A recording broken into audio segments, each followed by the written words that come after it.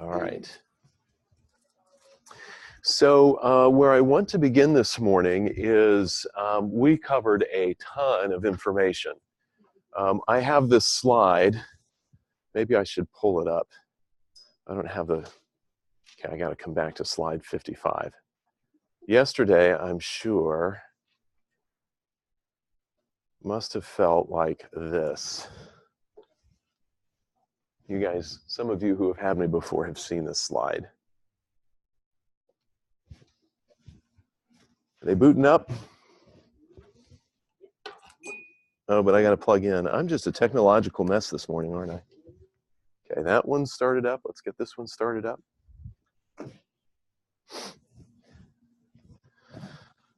All right, anybody feel like that?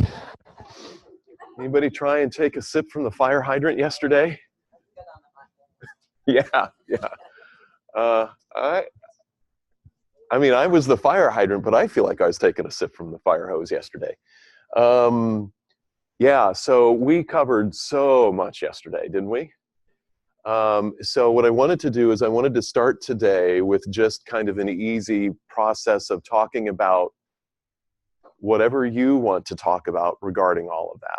Follow-up questions, or just processing like what that felt like, or just where your heads and where your hearts are as we're easing back into today. So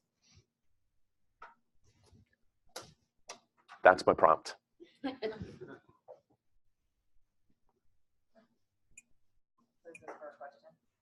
Yeah. Or comment, or just like however you're processing. So you know how like with depression, there's like, you can have depression and then depression on top of that depression. So I'm guessing that that's the same with trauma. Like, so if you have a person that's raised in trauma and then they marry trauma, per se. And then depending on the length of time they've lived in that second part, it's sort of like trauma on trauma, right? And then is that what complex trauma is, or is... In a lot of ways, yes. So you know, the way I think about it, Jamie, is this, you know, that question about complex trauma. Trauma track people. How are our Boston friends defining complex trauma? So Joseph Spinazzola, that's how he says his name, right? And I'm blocking on the name of, say again?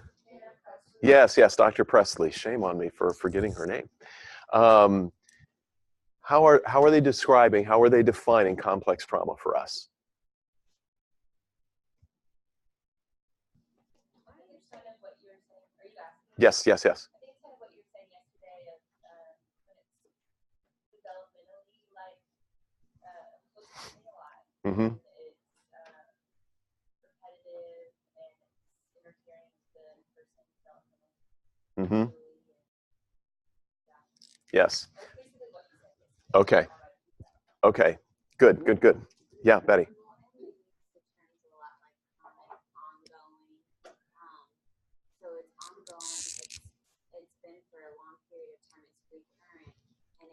Either abuse, so physical, sexual, whatever, or psychical, emotional, or neglect. Mm-hmm. So it could be neglect for age 5.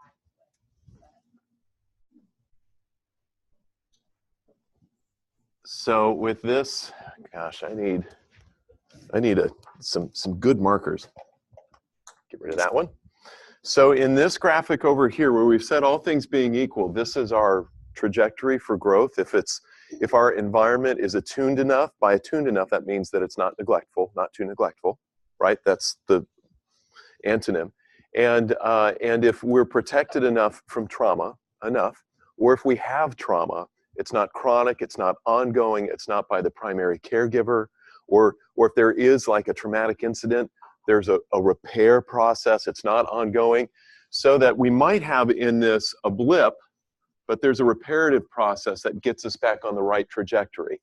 It's like a single episode trauma, right? That's not complex. Or it might be that a child experiences something like a car accident, or a natural disaster, or something else, or maybe, you know, heaven forbid, the death of a friend or something like that. Well, it's a single incident. It's not ongoing in their environment. It definitely has its effect. If the caregiving environment is attending well enough to that, then sure, you're going to see some regression, but there's also going to be a kind of recovery, more than likely, moving back towards the good trajectory, towards security of attachment, towards healthy functioning, okay?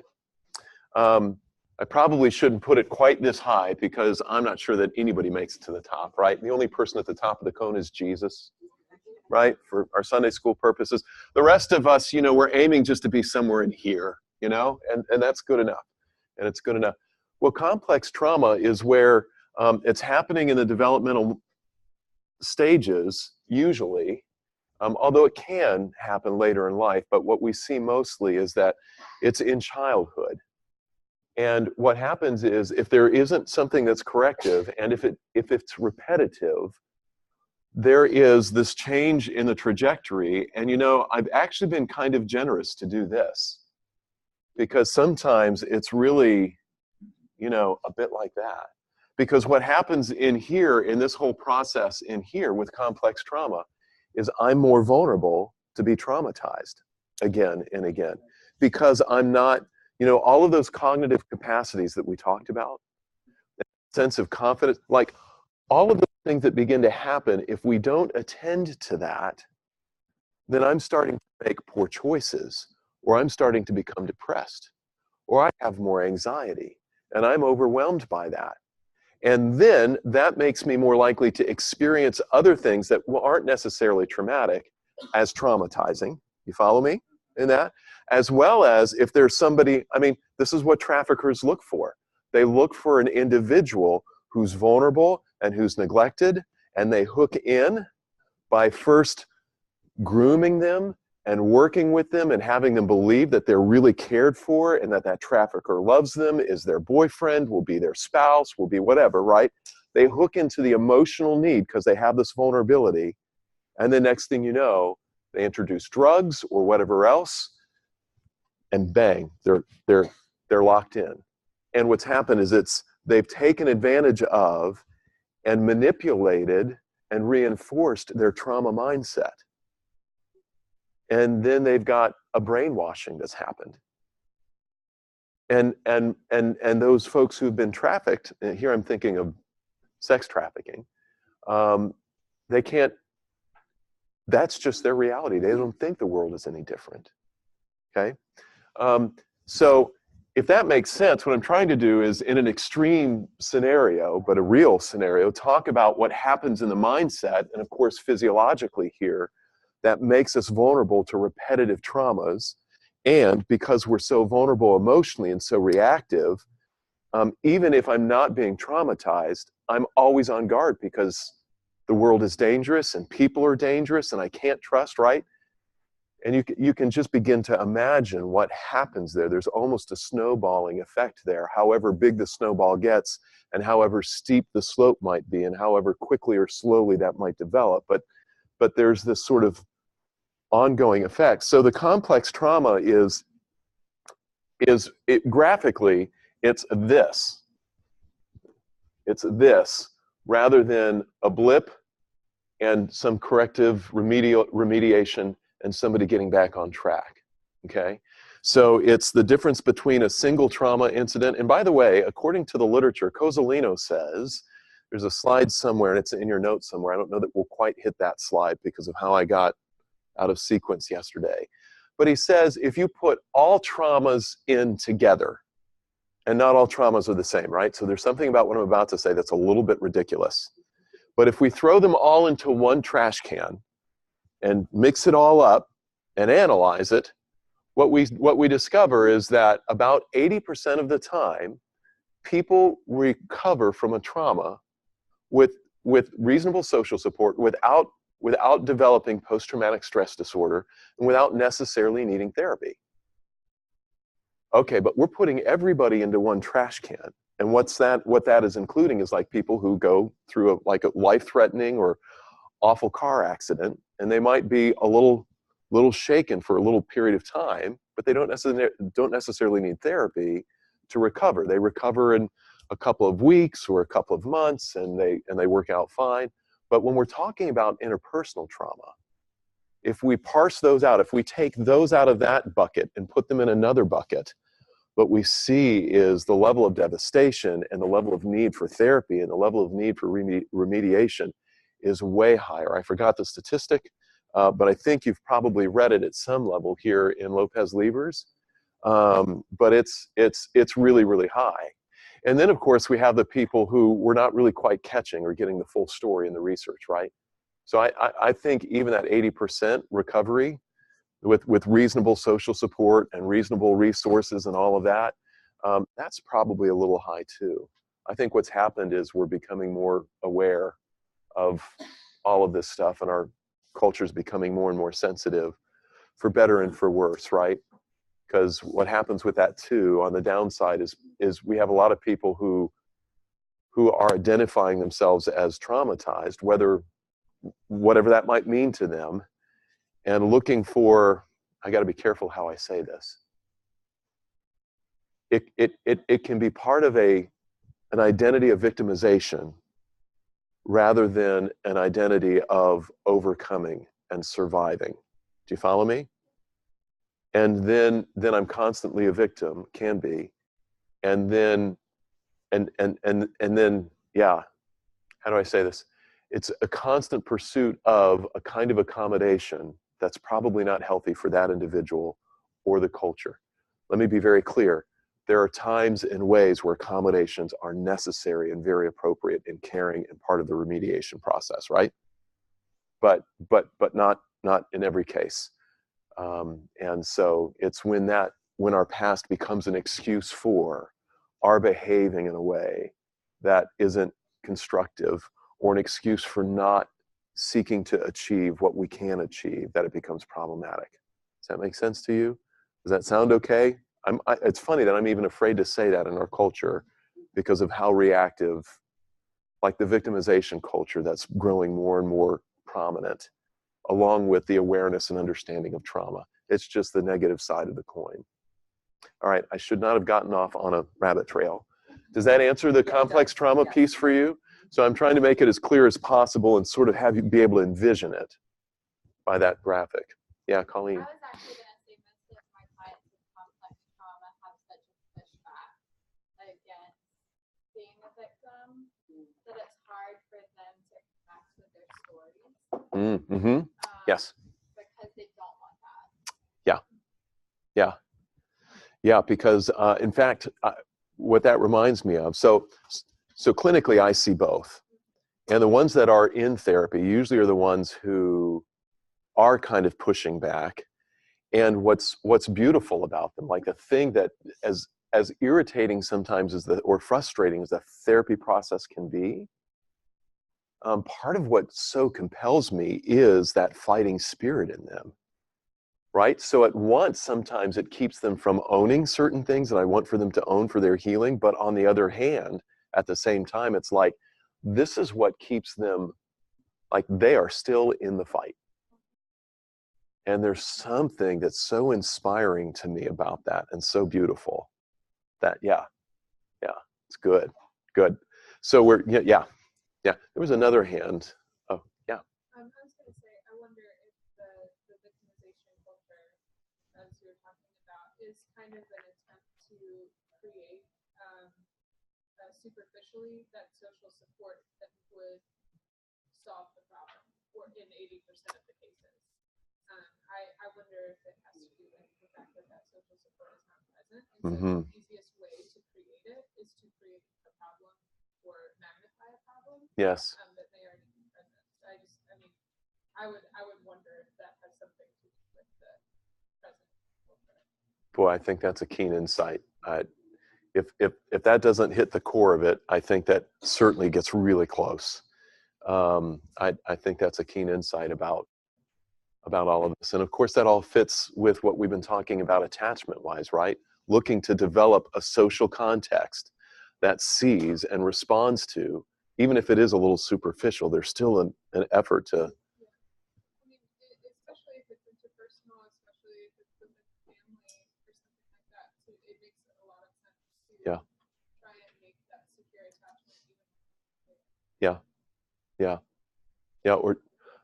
Or something that even if it's not the real McCoy, it sure is a close counterfeit, right? And a secure attachment built off of something like social media or some sort of presence like that, it still allows the person to be ambivalent. It still allows the person to be avoidant because it's a relationship on their terms. Yes. Oh, well stated. Yeah, really well stated. Gosh, yeah, very insightful, I think. Other thoughts or questions about what we covered yesterday?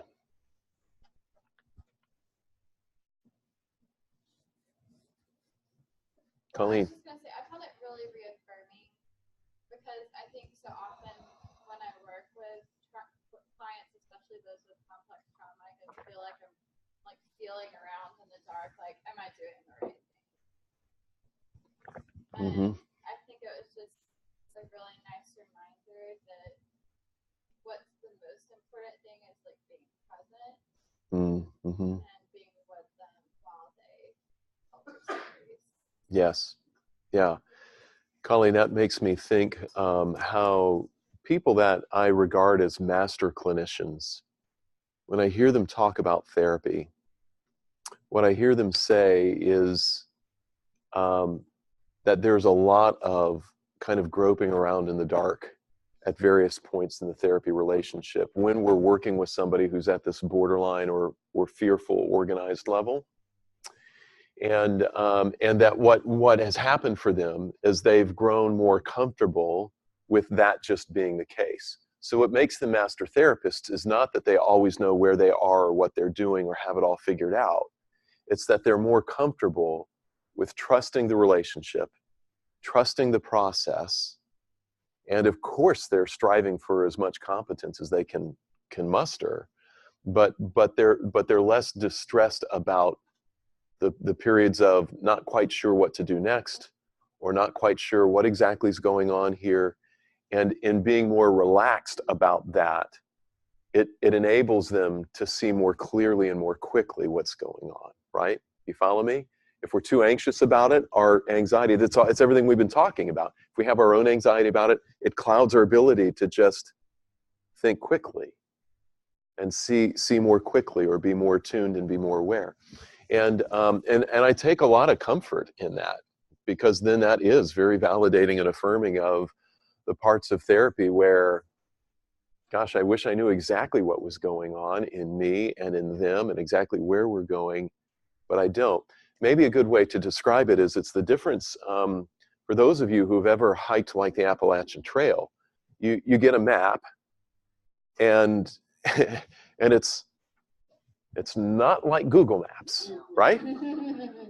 And you're looking at this piece of paper, and there's a bit of topography there, and you kind of get an idea that you're going to be hiking along this ridge, and on the paper it's just this dotted line, and you get on the trail, and you're looking for little guideposts, right? A little painted marker on a tree or a post about every half a mile or so. And you have all of these places while you're journeying along, and you go,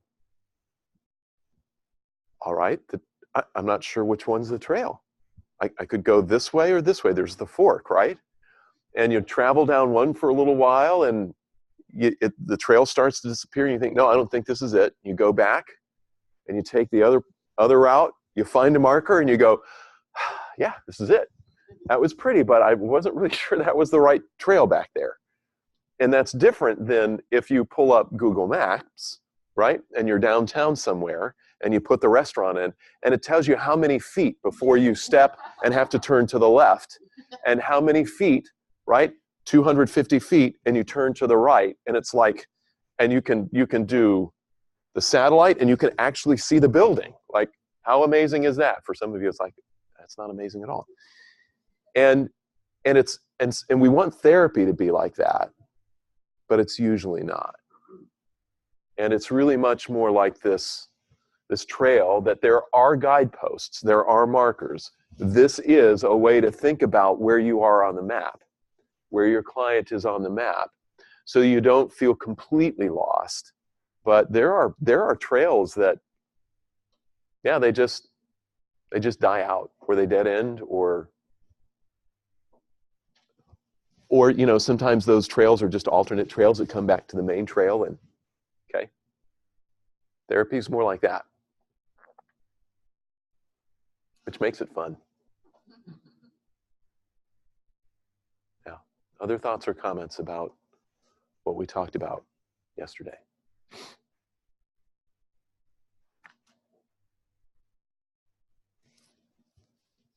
Okay.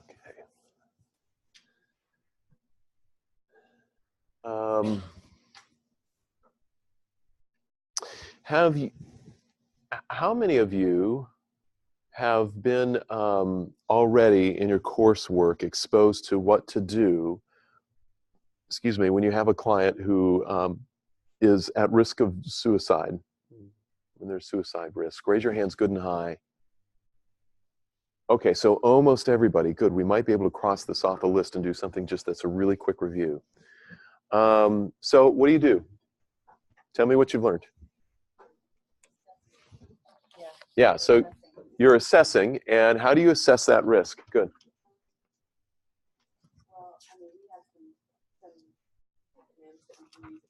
Good. Yeah, let's do it. Like sad person, the new one is him. Okay, let's hear it. But so you're looking for like for sad persons, like their sex, their age, their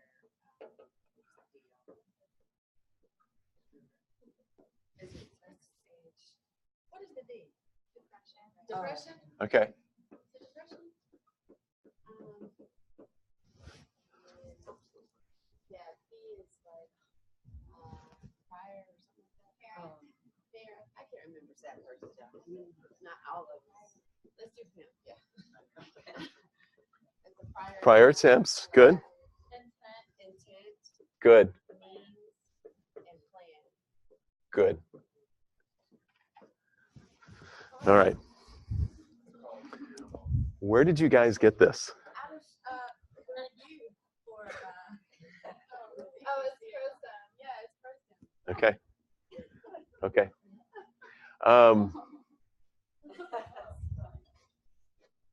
Because I think I introduced this when I was here the very first time at Richmont a few years back, and I'm a little embarrassed, right? But everybody remembers it. Like in our culture, it's not okay to say pimp your clients, right? But at the other hand, you'll never forget it. So I don't want to make light of the, but this, look, you remembered it, and I'm so thrilled with that. And I've not seen it out there anywhere else. Be careful with it, because it's so politically incorrect. So politically incorrect. Okay, so according to the literature, what we want to do is we want to find out if there's been a prior attempt, because prior attempts statistically mean much more likelihood. Okay? There's another aspect of prior. So there's an A and a B here. Family history. And it's not just family, but even if it's friends, but in particular family. So anybody in your family, the question is this: do you know anybody who's committed suicide?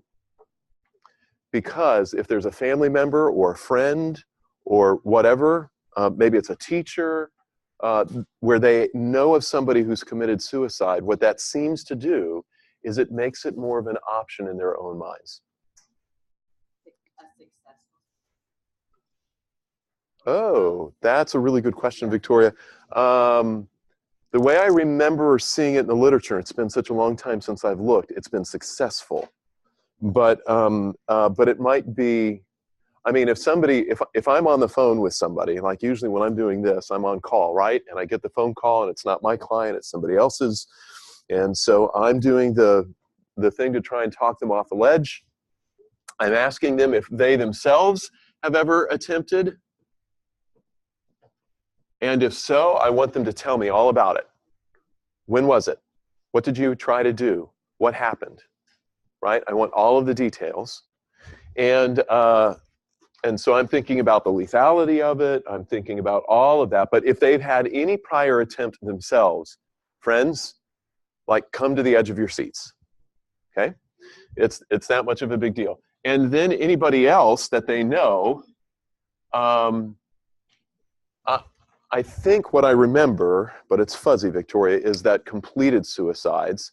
But I'm going to be really interested if it's just simply, yeah, my mom attempted or so-and-so attempted. And of course, in many cases, there's an aspect of that whether or not they walked in on mom after she took all of those pills and was passed out or whatever else, that's traumatizing to the individual, right? Because they almost lost if it's a close, important person. So I'm going to be clued into that. But if this has happened in their world, prior attempts makes them more likely, okay? Way more likely statistically. On the intent, I want to ask them, I'm assessing that actually I do intent last. So this you remember, right? But I'm going from prior next to plan because this is like asking history. And so then I'm asking about their plan. So you say that you're having thoughts now about suicide, and I'm wondering how safe you feel with yourself. And if you were to do this, do you have in mind how you would do it? And if they say yes, tell me all about it. What would you use? When would you do it? Where would you do it? Friends, the more they talk about it, the less likely they are to act on it. And the relief is, and you are not planting seeds for anything. That is not how suicide works. You do not just get rid of the worry or the fear that if you talk about it, you make it more likely to happen or you'll give them an idea. That is not how it works. Because either somebody has that will to live, this is oversimplifying, or not. And in fact, everybody does to some extent. And if they're to the place where their hopelessness and their helplessness is so strong, think about this from the attachment perspective. For someone finally to care enough to say, oh, tell me what you're thinking, and to start reflecting back the emotion, like, wow, if that's what you would do to yourself, you must be feeling pretty awful right now. Tell me a little bit more about when you started feeling this way. What happens is part of the hopelessness, we're going to go a little later than 10 till, okay, because we got started late, so hang in there with me. We won't spend a lot on this, but we'll cover it. Part of the hopelessness is that I'm completely alone and nobody really understands and nobody can help me. So when we start to investigate and find out, and we respond in a way like, oh, that makes some sense. Gosh, that is awful. I'm really concerned about you. What happens is it starts to awaken a little hope inside. But as long as it's in the dark and they're completely isolated about it, then they stay hopeless. They stay helpless. They don't think there's anybody out there that can help, okay? This is as a general rule. So I want to know about their plan, and I want them to tell me every aspect of it. And I am listening for, how much pain would they feel in this? In other words, how sadistic are they towards themselves? How masochistic are they, right? Do they feel like they need to suffer, or are they just trying to make it all go away? I just want to go to sleep and never wake up. And that just starts to give some details for me. Of course, men tend to be more violent, right? They tend to shoot themselves. Women tend to overdose and do things that cause them to just, yeah, okay? So I'm asking about the plan. Get all of the information that you can get. And then next, after they've shared the information with you, you need to ask, well, you said that you would shoot yourself. I'm wondering, do you have any access to firearms right now? I wonder, do you have access to sharp items like knives? You said that you would overdose. Tell me what your access is to pills and medication. If they have access to it, and you are getting the sense that this is kind of imminent, like they could do this today, or then walk them through the process of, okay, I'm not getting off the phone with you, or you're not leaving my office until we have a really clear plan that we are enacting right now about you relinquishing those means to somebody else until you're in a safer place. So I've been on the phone and said, okay, are you flushing those pills right now? I mean, we're not supposed to flush pills, but if it's life or death, I want them to flush pills, right? Okay, I want you to go, I'm going to stay on the phone with you until you're with somebody. And I want to talk to that person. And I want to make sure that they're going to take that gun and lock it away, right? And whatever it takes to secure their safety. If I think they have a plan and they have means, actually, whether or not I go that far in the means goes to the intent as well. So I went a little too far. But if they have means, then I'm wanting to see if we can get means secured until they're in a safer state of mind. But there are some clients who have means, but they don't have intent. And they'll say to me, yeah, I've thought about this and I have means to do it, but I'm really afraid to do it, or because of what this will do to my kids, or I just couldn't do this to so-and-so, or because of my faith. You know, I really want this all to be over, but the thing that just sticks with me, you know, I'm afraid I'll go to hell. I hear that from many suicidal, faith-committed clients. I don't think they will, but I'm not saying that. I'm going to go ahead and use their fear, quite frankly, right now, to help walk them through this. And anything that keeps them alive, I'm going to leverage for the time being. And so if they have intent, that's when I'm for sure not disengaging my contact with them until the means is secured away from them, that they're safe from the means. Okay? Yeah, Colleen. I've also learned with means, it's like, especially with guns, it's important to ask what kind of gun and whether they have bullets. Because I know some clients, they'll have like a BB gun. Also tells you like the mental state and capacity that they're in right now, and maybe can clue you into some personality, psychological issues. Yes. Yes. Yeah. I think that's true. And I still take all of that pretty seriously. Because there are a lot of people who don't think what they do will kill themselves, and they succeed, right? And there are a lot of people who survive an attempt, and then they're having to live with not just the psychological ramifications of that, but the physical and medical. So really, if we were to do this right, we would put this P down here and go up this way. And as you move up, we move more and more into places of proactivity and concern.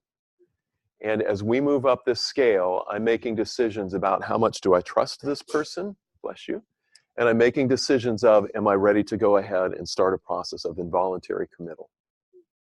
Okay? I have a lot of folks who we go this far, and they don't have intent. But it's not a huge step from where they are with means to intent. And here's the other thing that I want to talk about. With our folks, if I still had the graphic back up, that are in that borderline range of functioning and down towards the disorganized, that when they're suicidal, I can't take their means from them. Because what they're holding on to, what their hope is my one piece of power in this world is I can take myself out of it. So that means we do therapy, and I have this really direct conversation with them about, listen, I know if you really want to kill yourself, I can't keep you from doing it. And I want you to know how I feel about that and how concerned I am about that. And I know that if I take this means from you some way, somehow, you can find another way. And I know that if I dial 911 right now and I tell them that I'm a psychologist and that I have someone who's suicidal and needs to be taken to the hospital, they'll come and take you. And one of two things can happen. One of three things, right? In my perfect world, you would comply and cooperate, and then you would start to do some work, and you'd start to recover, and you'd begin to move out of your suicidality. Or you can go along and appear to do that, and when they let you out, you do what you want to do. Or you're even smarter than that, and I know you can answer the questions to the other staff, and they'll say, oh, you're not suicidal. So yeah, I really have, and let me tell you, my palms sweat, my heart races, my mind is racing. When I'm having this conversation, this is where we're really earning our money, right? But what I'm doing is I'm deepening the trust. I'm deepening the bond of attachment, saying, I'm trusting you.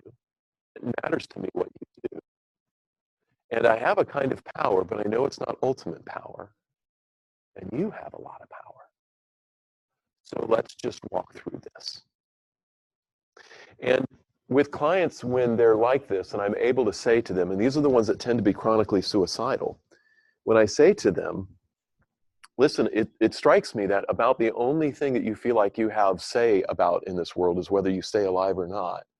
And that means that you're going to just stay suicidal for a while. That really worries me and concerns me, but I'll roll with that. We're going to have to talk a bunch of times about how I'm feeling you're doing and whether or not you're okay. I really want your word. I get them to give me their word that they're going to contact me or reach out before they do anything. And so far in 20 years of practice, that's worked out okay. It's worked out well. It's actually been therapeutic. But that tends to begin to disarm, actually. When I have that level of really frank and honest life and death conversation, talk about come to Jesus meeting, right? Like, I mean, when we're, then what I have found is that it just begins to disarm the threat. Okay? So, on your paper, the second row, the first one is this is the rubric. The rubric is, I know, I just pulled that out of the blue, right? All of a sudden, I totally switched gears. The first one is identification of trauma impact on client, including adaptations and/or symptoms. That one, we're going to do in a group exercise together. That's just applying everything that we talked about yesterday. The second one, application of crisis intervention principles to client situation. What I want you to do in your paper is to just talk about that you know to do this with the client. So here is the rubric for your paper. And I'm on the second row. Where trauma content, 12 points, application of crisis intervention principles to client situation. Should I say this as the professor? I don't know what they're talking about. Okay, thank you. So, because I get to grade the paper, and we can come to an agreement here. What I want is with the case study that you're working on, I want you to say that you would assess for their risk of harm by asking about prior attempts, their plans, their means, and their intent. And as I recall, I don't remember the details of the case. She's not proactively suicidal. Do not don't write a bunch on this section. What I want to know is that you know to have this conversation, and if at some point in here you believe that she's imminently in danger, you would start an involuntary committal process if she wouldn't voluntarily commit herself. Got that? Do I need to say it again? Okay. So what I want to know is that because she is a complex trauma survivor, that you would be assessing for her risk of harm regarding suicidality. Of course, for homicidality, it's the same thing, right? No different.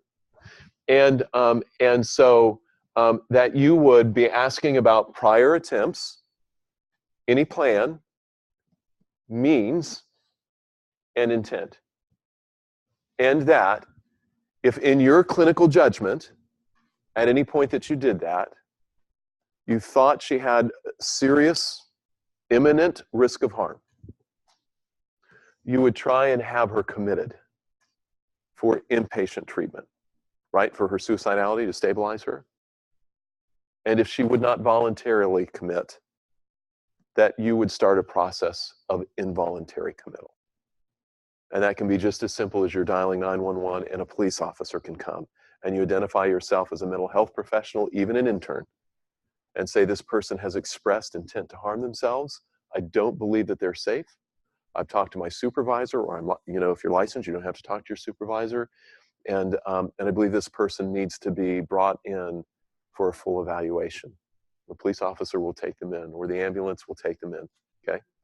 So, so that you'll start an involuntary committal process if you believe that this person is at imminent risk, okay? Is that, and you can do that, friends, don't make that more than, get 12 points in less than 2 paragraphs on your paper, okay? Got it? Does that work for you? Because it works for me. Okay. Yeah, Sydney.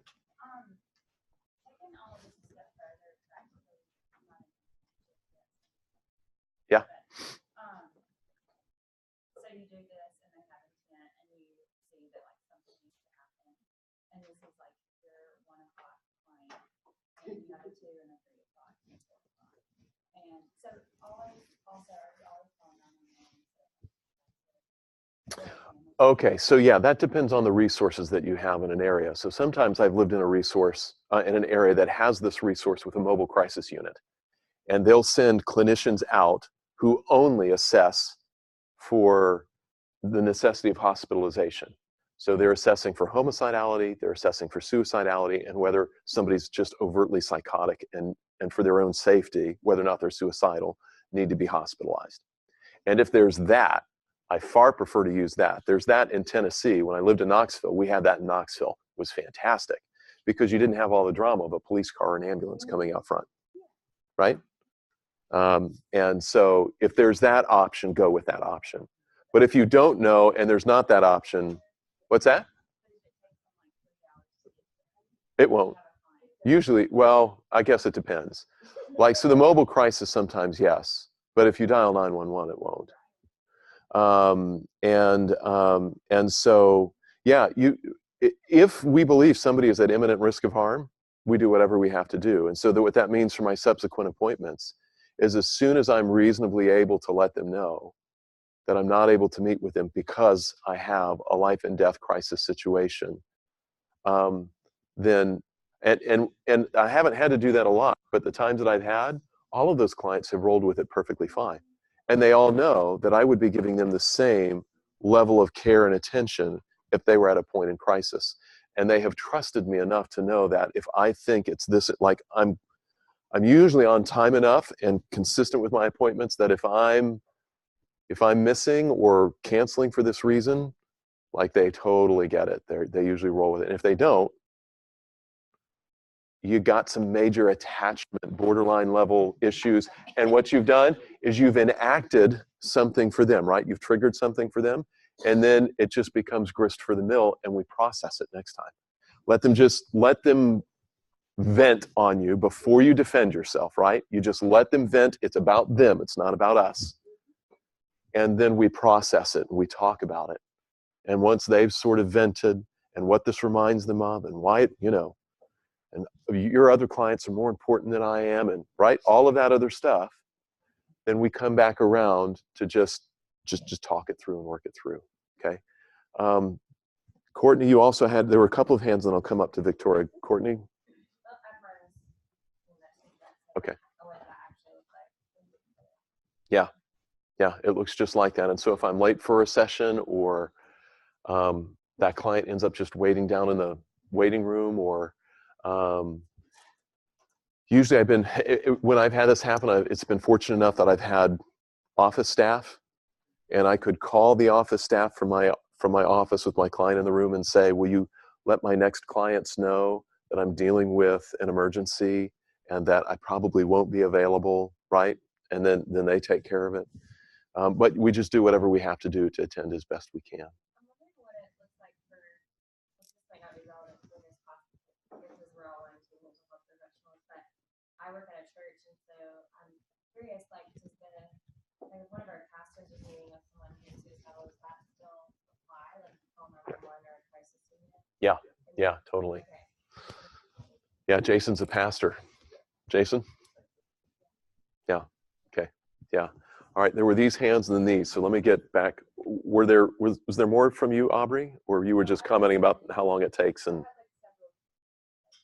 okay. Okay, yeah. And, I mean, depending on your resources, you don't necessarily have to be the one to sit with them, or you might be the one to sit with them. And if you can bring somebody else in that will take them to the hospital, right?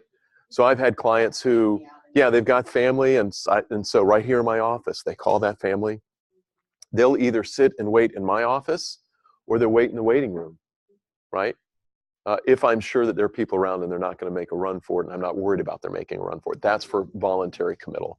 So there's all sorts of ways to play that out, just to know that they're with somebody and that they're safe. Maybe let me say one other thing while I'm thinking of it.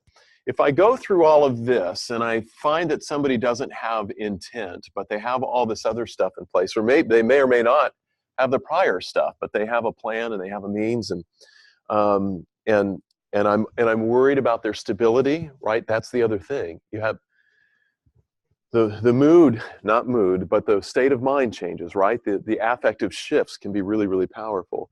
I'm usually looking for a person to have two things before I hang up the phone or before we depart. One is, what is your plan? What are you going to do with the rest of your day? And what are you going to be looking forward to take care of, like tomorrow? Most of the time with my clients, it's been, well, I got to go pick up my kids from school, or I got to go make dinner, or I got to take my kid to swim practice, or I got to, and whatever it is, or tomorrow is my dad's birthday and we're supposed to go have lunch together at his favorite restaurant. They have to have something to be looking forward to that they're going to go to. They don't have to love it, right? It doesn't have to be I'm going to Disney World, but there's something that in the future they're talking about and thinking about getting to. Then the second thing is, if I can arrange for them to not be alone, I'm arranging for them to not be alone. Who can you call that can hang out with you? Who can be with you for the rest of today? Who can stay overnight at your place, right? So that you're not alone. And then we come up with a plan. If you start to feel worse and this changes, what are you going to do? I give them a number to call. I usually do not only give them 911 to call. I try to make myself, and this is outpatient psychotherapy, right? So if you're in a hospital, depending on your context, but with outpatient private practice psychotherapy, I alert the person who's on call, or I make myself available to be on call, and so I'm going to, as best I can, field that call, and then I'm going to follow up the next day. I'm going to make a phone call, which I don't do very much. I have very little contact with my clients outside of our therapy sessions, except for scheduling. Very little, almost none. And it makes my life better, and I think theirs, frankly. But when it's this level of risk, I'm going to call in. And I'm calling in to say, hey, yesterday was kind of rough, and I'm really glad that we talked. How are you doing today? I only have a couple of minutes. I have a meeting in a couple of minutes with another client, but I just wanted to check in with you. Not so good. Okay, maybe we should meet today. I'm done at 4:30. How about if we meet at 4:30? If it's life or death, they'll get there. Okay? If it's not, I'm thinking, okay, something else is going on. It feels a little gamey. We'll just have to worry about that. When it feels gamey,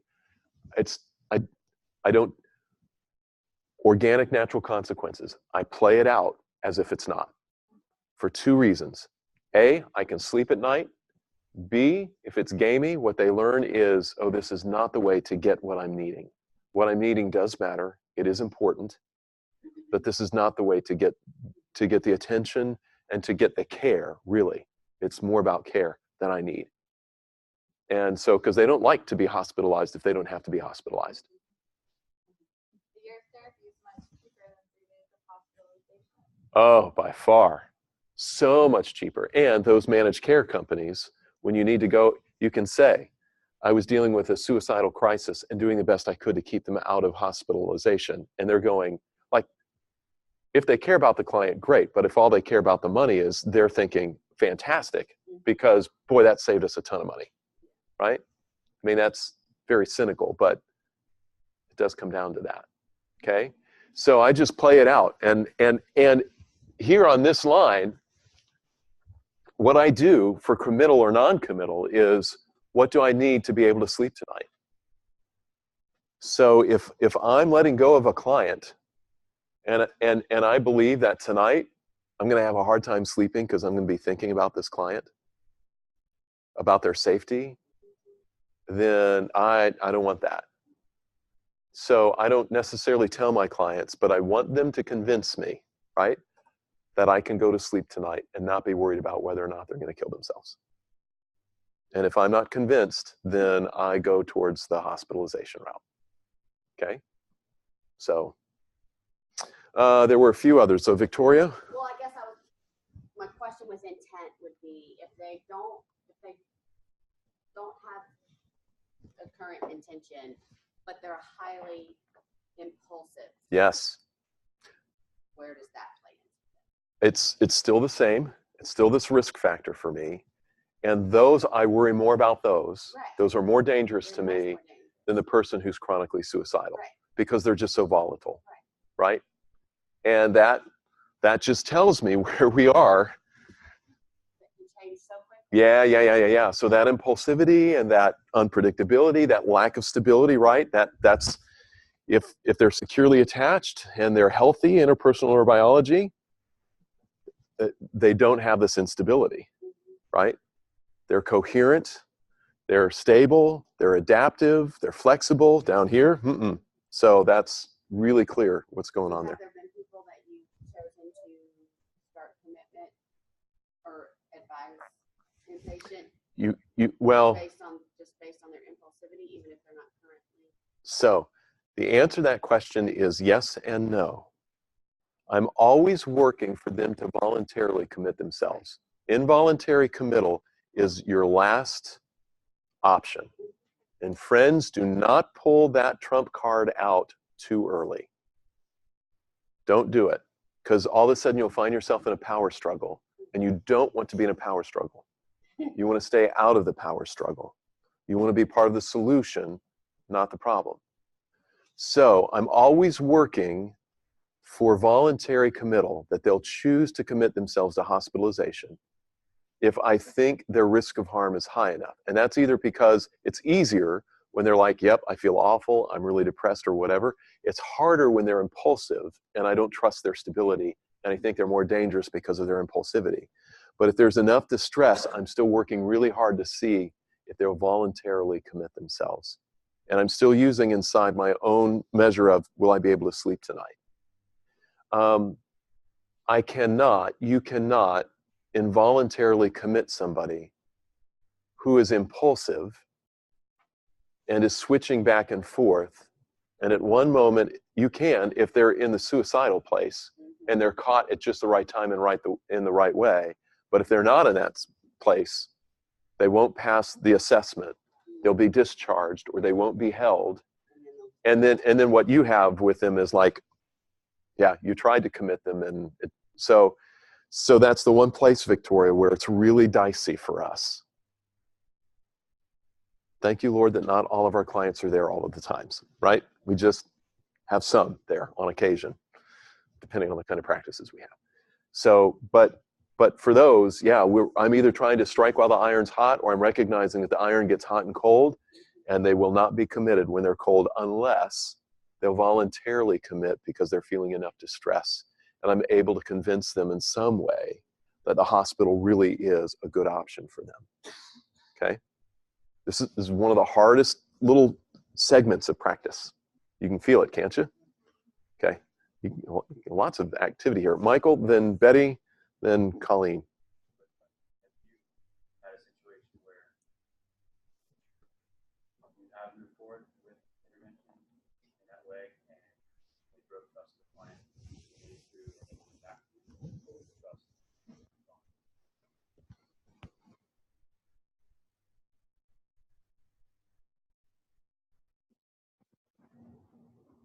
I'm really glad to say, Michael, that I've never had a client where it ruptured the relationship so much that they didn't come back for us to do the repair And I'm even trying to think if there's been a case where it was experienced as a rupture.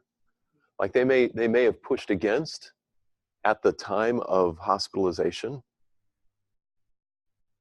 I think I can think of one client where that was the case, like they didn't want it, but there was also this other part of them that I think wanted it. And that part won while they were in the hospital. And so of course they reconnected with me. And in fact, we met more frequently at first, once they were discharged, until they were better. But I've never had someone for which it ruptured the therapeutic alliance to the point where they just then didn't come back to therapy.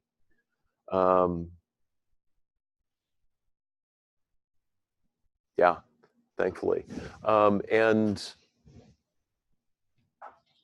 so, however, sometimes I've been aware of this could do that, and I have to do this anyways because I have to do what I believe is in the best interest of the client to keep the client alive. Okay. So once again, a little motto for me is the more, I want to make sure that I'm saying it accurately, the greater the risk of harm, the more directive I'm willing to be and will be. The reason I say willing to be and will be is, again, I'm not pulling out like it's my way or the highway, you're going to the hospital or else. I'm still really using all of my clinical skills and interpersonal skills to try and get them to believe it's a good idea and try and get them to sign on themselves. Is it manipulative? Yeah, I guess so.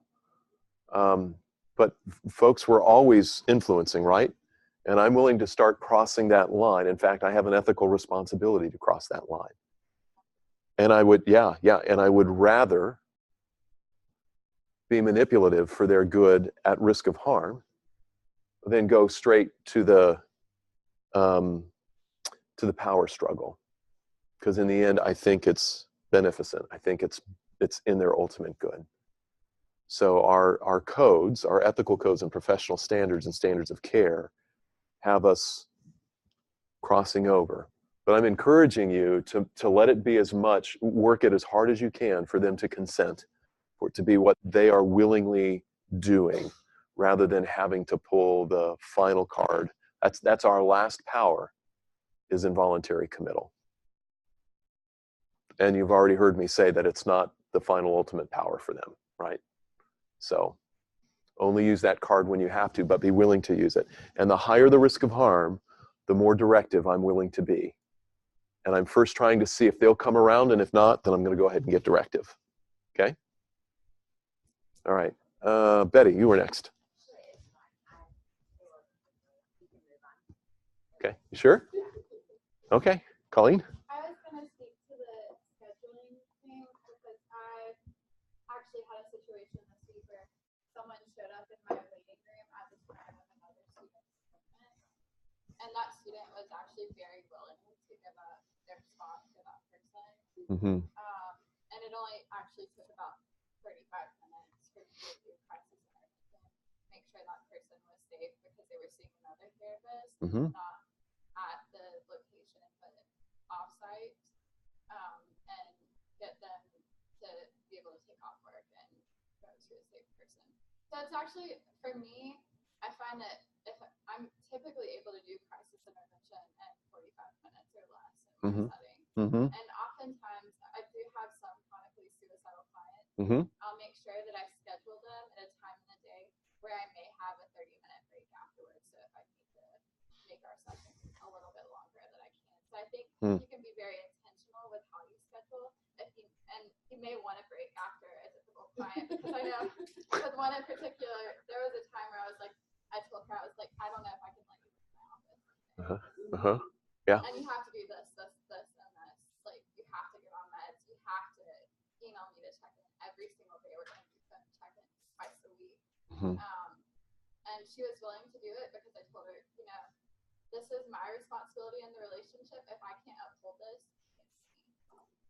Yeah. Well, really nicely put. That's good care right there. Really good care. Yeah. Okay. Any other questions about assessing for suicidality and suicidal intervention? No? Okay. You have more than earned a break. It won't. Let me have your attention, please. Somebody whistle. Yeah. Let's get ourselves started again. I need to mention one last thing about the whole suicidal intervention. So I don't ever have written safety contracts. Do you do a contract for treatment instead, or no? I do a verbal contract. Safety plan. I do a safety plan, right? The safety plan is really necessary, and that's that whole piece of if you get worse or something changes, what are you going to do? And I document that we've established a safety plan, and I document what they have agreed to in a verbal contract. I don't believe that a written contract is any better for us than a verbal agreement. And here's the thing. My clients say to me, have said to me, yeah, whenever a therapist pulls out a written safety contract, it's to cover their ass, not mine. That's what they say. However, when I have the verbal conversation with them, they know that this is not about covering my derriere legally. This is about, I care about them. This is about trust. I am really heavily playing trust. My most powerful tool as a clinician always is trust. I want them to trust me. I want to be able to trust them. It's the therapeutic alliance, right? And their connection to me will keep them alive when other things won't.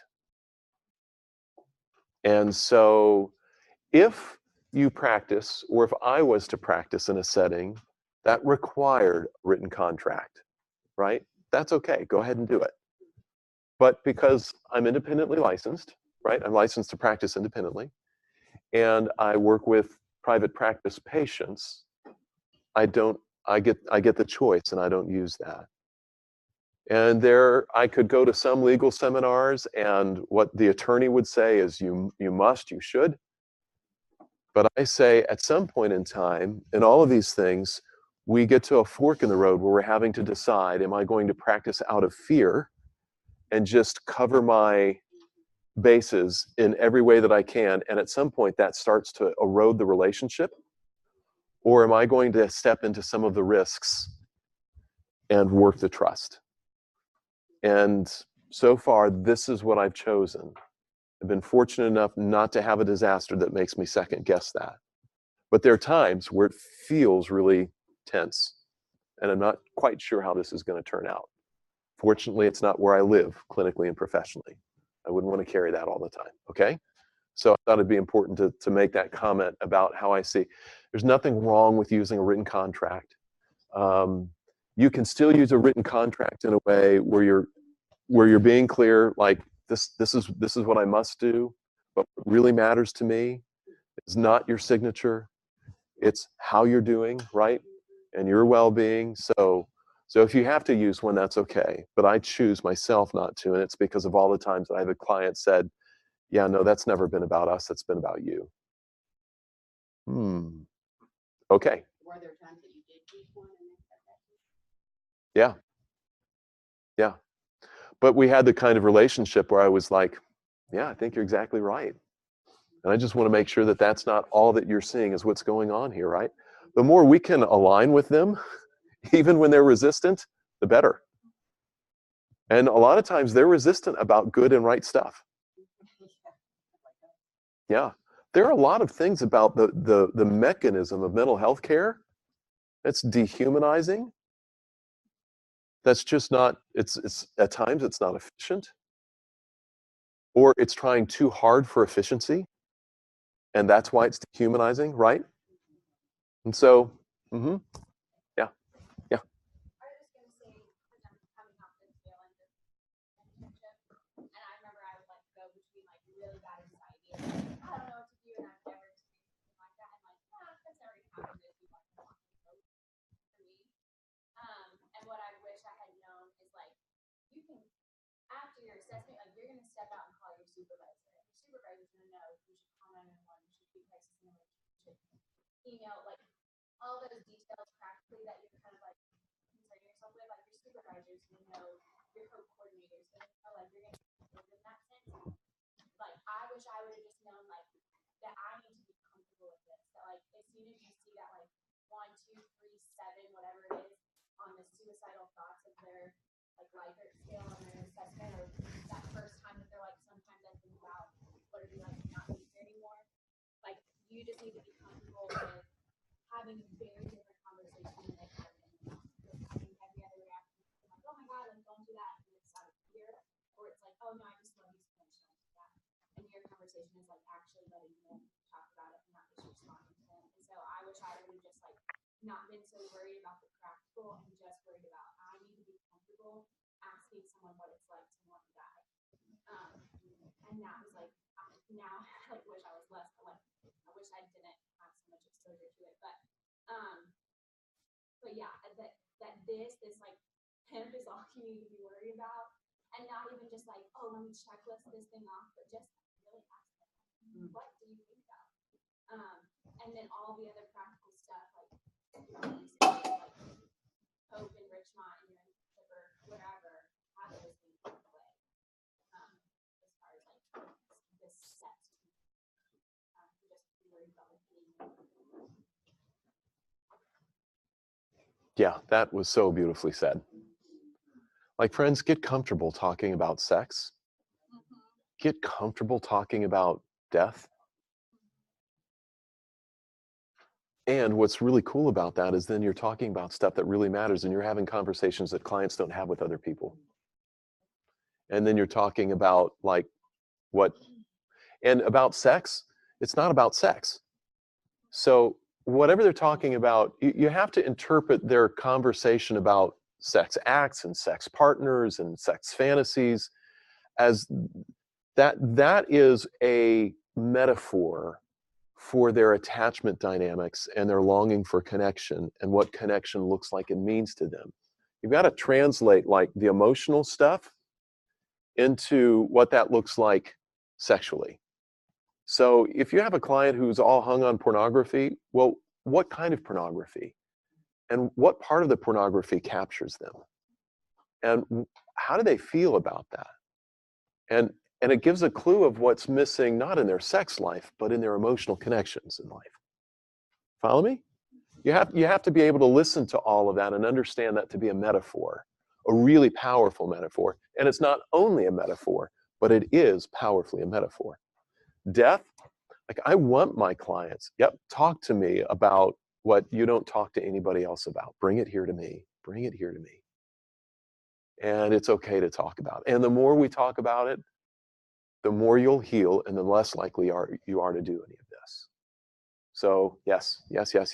So it's good for us to get comfortable with it. Colleen? I was going to say along with that, a big part of this year for me has been like trusting my supervisors with my own stuff. Yeah. Too, because your clients, especially trauma clients, are going to bring out parts of your history that are uncomfortable that you don't want to go to, but you have to go to if you're going to continue to do the work with them and be effective. Yeah. Well said. Good. That's why it's important to choose when you can choose. It's why it's important to choose good supervisors. And if you don't have a good supervisor, that's why you have your practicum and internship class where you have a faculty supervisor, so that your first line of defense is your clinical supervisor. If that's not working out and you're not getting what you need, then you need to be able to contact your faculty supervisor. Okay. All right. So let's change gears now.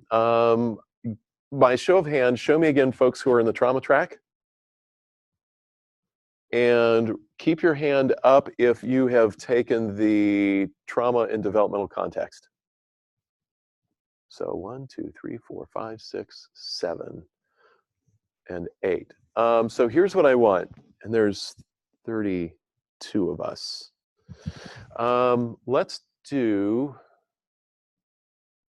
6 groups of 5, and then a couple of groups will have 6. And Lydia will be in one group, and then Yes, let's 5 of the rest of you over here. Here's what I want. I don't want all of the trauma folks in one group. So I want my trauma folks to be dispersed in the groups. And let's group ourselves for this next 45 minutes or so. And I'm going to give you this case study. And we'll talk through the case study at first, and then you're going to work together on them. And I want my trauma track people to spread the knowledge and the love. You can't keep it to yourselves. You can't huddle together. Sorry, okay? So while I go get the rest of these copies, I'm going to let you align in groups, and you might need to switch right where you're at, because I'm going to have you discuss in your groups this case. So your graduate level, I'm going to let you all work out how you get into 6 groups. And you should have at least 1, but no more than 2 trauma people in your group.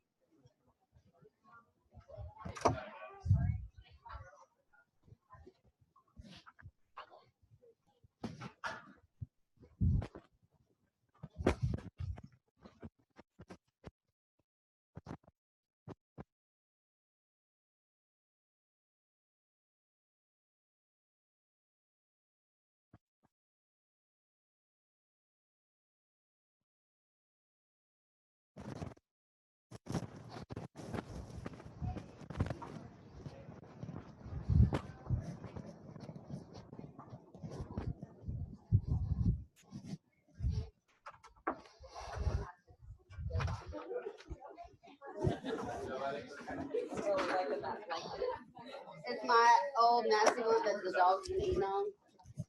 All right, 1, 2, 3. Being on the up and up.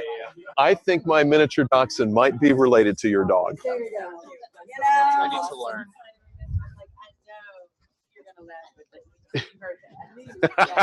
Yep. You guys are living in the same world I am. Yep. Uh-huh. Crazy. Yeah, yeah. And the dogs that, yep, 2, 4, 5. How many are in here? We've got 7. Big group. Okay, 2, 4, 5. Let me give you 2 more. 6, 7. All right, gang. 1, 2, 3, 4.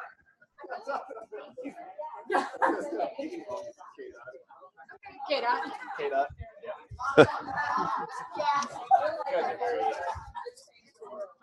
Wow, money. 2, 3, 4, 5, 6. All right, will you share those, Jason? 2, 3, 4, 5, 6. All right, will you share the love with those, Colleen? All right, does everybody have a sheet? Okay, good. So let me read this with you, and then let's talk about where we're going to go. Oh, I'm hoping that everybody in your, maybe I should read this first. So what I want for us to do with this case study is I want for us to walk through the rubric with it, right? So this is practice for your paper when I give you a different case study for your paper. And what we're doing on the first one, the first row here, this is 24 points, so this is a good chunk of this paper, is identification of trauma impact on client, including adaptations and or symptoms, okay? So here is where, oh gosh, can we do this yet?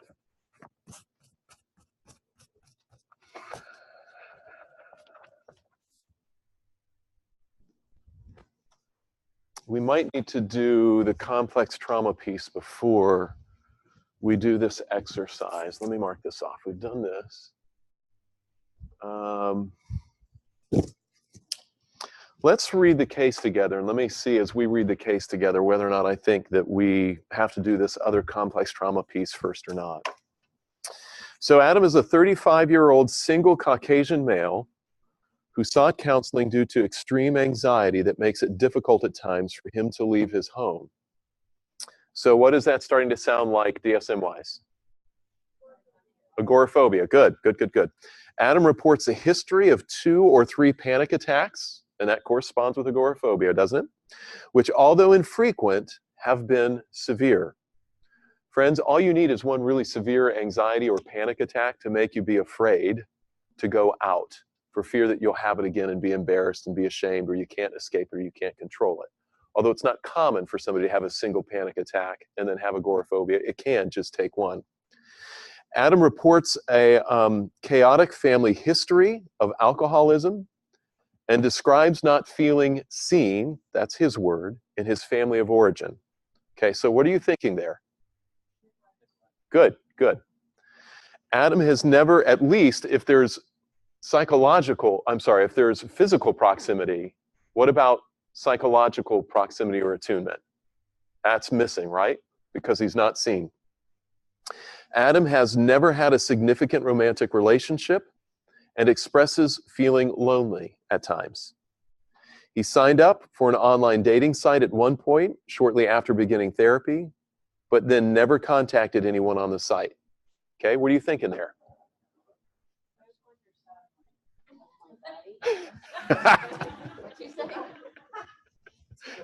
Sydney just turned this into a large group session about her. Regardless of, yeah. So we're seeing, like, do you see some come here, get away? Can you see it? Okay. So already we're aware of there are some things here, even if it's a better online dating website than what we've experienced, or what we think about them, we can see the dynamics of what's at play here, right? Okay. Adam is an accounting clerk that has some. Okay, yeah. Adam is an accounting clerk that has had some inconsistency in his performance and job stability in the last number of years. But he has been working for a company for the last 8 months that he likes. What are you seeing there? Instability in the workplace. Instability. It's affecting his work. Yeah. And right, health has stability. We're seeing a kind of chronic instability here. And we're seeing a lack of connection in his relational world. And okay, what about his kind of work? Yeah. So we don't want to over-interpret it, but it's okay to have a working hunch. It's task-oriented. It's not people-oriented. It's numbers-oriented. He's having a hard time with relationships. Okay, if you were to think about an attachment style right now, we can't say conclusively, right? We don't know enough. But just based on one paragraph, just based on that little bit of evidence, what might you lean towards? Avoid an attachment style, okay? And you can see there's still a need and a desire for connection, but something's really disconnected, right? Okay, let's go to paragraph number 2. There's not going to be much room for conversation in your groups because I'm doing it all with you. Yeah, Jason. So quick question back to what you said yesterday. Then also at this time start thinking of the developmental levels. Yes. So great. Yeah. So what are you hearing in level of developmental, like neurotic, borderline, and psychotic or dissociative, fear-based? What are you feeling and what are you thinking, right? So I want to access both your gut and your head. What are your hunches? We're holding them really, really loosely. Okay, Victoria's saying that, no, you're not Victoria, sorry. Sure. See what happens to me? I do this to myself because everything is so placement. Like if you move from where you're at, then it messes me up. It's not your fault, it's mine. I'm sorry, Geraldine. Geraldine is saying she's thinking somewhere on the cusp between borderline and maybe even fearful or dissociative attachment. Okay. Other thoughts? I think he's doing really well for his circumstances. Like he's functioning Yeah. okay. Yeah. But for someone to experience a significant history of neglect, he's looking for security and places, even though he doesn't necessarily know how. Like accounting is a very constant job. Yeah. So there's So I want for you, Colleen, resonating with what you're saying, if this is our dotted line here, what Geraldine is saying is that, and this is avoidant over here, and this is preoccupied over here. I hear Geraldine saying, well, he's maybe somewhere over here right now is her impression. Oh, neurotic. Oh, okay. Then yes, then you're both aligned. Okay. Good. Sorry for my misunderstanding, Geraldine. See, everything gets jumbled. It's got my own instability and lack of coherence. Yeah, Aubrey. I think that people with more on the cusp of borderline dissociative oriented Okay. because of their agoraphobia, like not being able to talk and being in public. Okay. Like there's a tolerance to certain diagnosis with dissociative. Okay. Because when the society is spiked, Hmm. and the isolated like kind of behavior, like there's just a little bit of avoidant personality disorder, honestly. Like Okay. having a job that isn't people oriented, isn't connection oriented, desiring connection but avoiding it, all those things. So, Okay. Nice. Great insights. Yeah. I would echo that, but I would challenge it by saying that because you're potentially adaptive traits. All that said, yes, but Okay. there's opportunity for them. So I push the critical up just a little. Okay. So you see him more in here maybe somewhere. I see that as a sign of health. Okay. This is so good. We need to come back.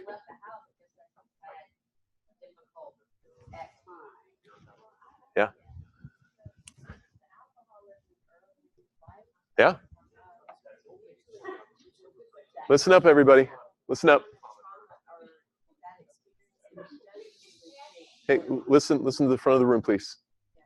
Like because the alcoholism from one of them. Yeah. Early in life, like usually when you have early trauma like that, it can push towards a borderline personality. Okay. I mean, that's usually one of the responses. One of the Okay. Let's keep reading. This is good. So we have some consensus, but also some variability here, right? About what we're seeing and what we're hearing and what we think it means. That's appropriate because we only have how many sentences here? Maybe 7 sentences worth of information. But I hope that you can see how you don't need a ton of history to start having a meaningful working perspective that can lead the other questions that you're going to ask to help ferret it out, right? So next paragraph, Adam states that he was an alcoholic himself for approximately 10 years, but has been sober for more than 18 months at the time of intake. That's a pretty good sign, isn't it? Yeah. And Adam has traditionally had trouble connecting to his own emotions. Yet he tells detailed and long stories about his family and situations he encountered throughout his life. What are you thinking? Okay, say more. Where do you see dissociation in that? Okay, yes. Yes. So that is not like depersonalization or derealization or dissociative identity disorder dissociation. So I want to be really clear about that. So if there's a dissociation, it's not this kind of dissociation down here just yet. Okay? But there's certainly an emotional disconnection. And it's a puzzling sort of thing that he tells the long stories, right? Is that where you were going to go, Betty? Where were you going to go? Because of what you said about you asked them how is your relationship with your mom and they give you things happening versus like it was fine. So the fact that he's describing his family in long stories that are very detailed, that makes me lean more towards that. Okay. Anybody else see that? Yes? Well, when we talked in the trauma talk, when we talked about dissociation on like there's a spectrum, like you can dissociate when you're driving home and you're like, oh, how did I get here? Or like when you're zoning out in class, like that's dissociation.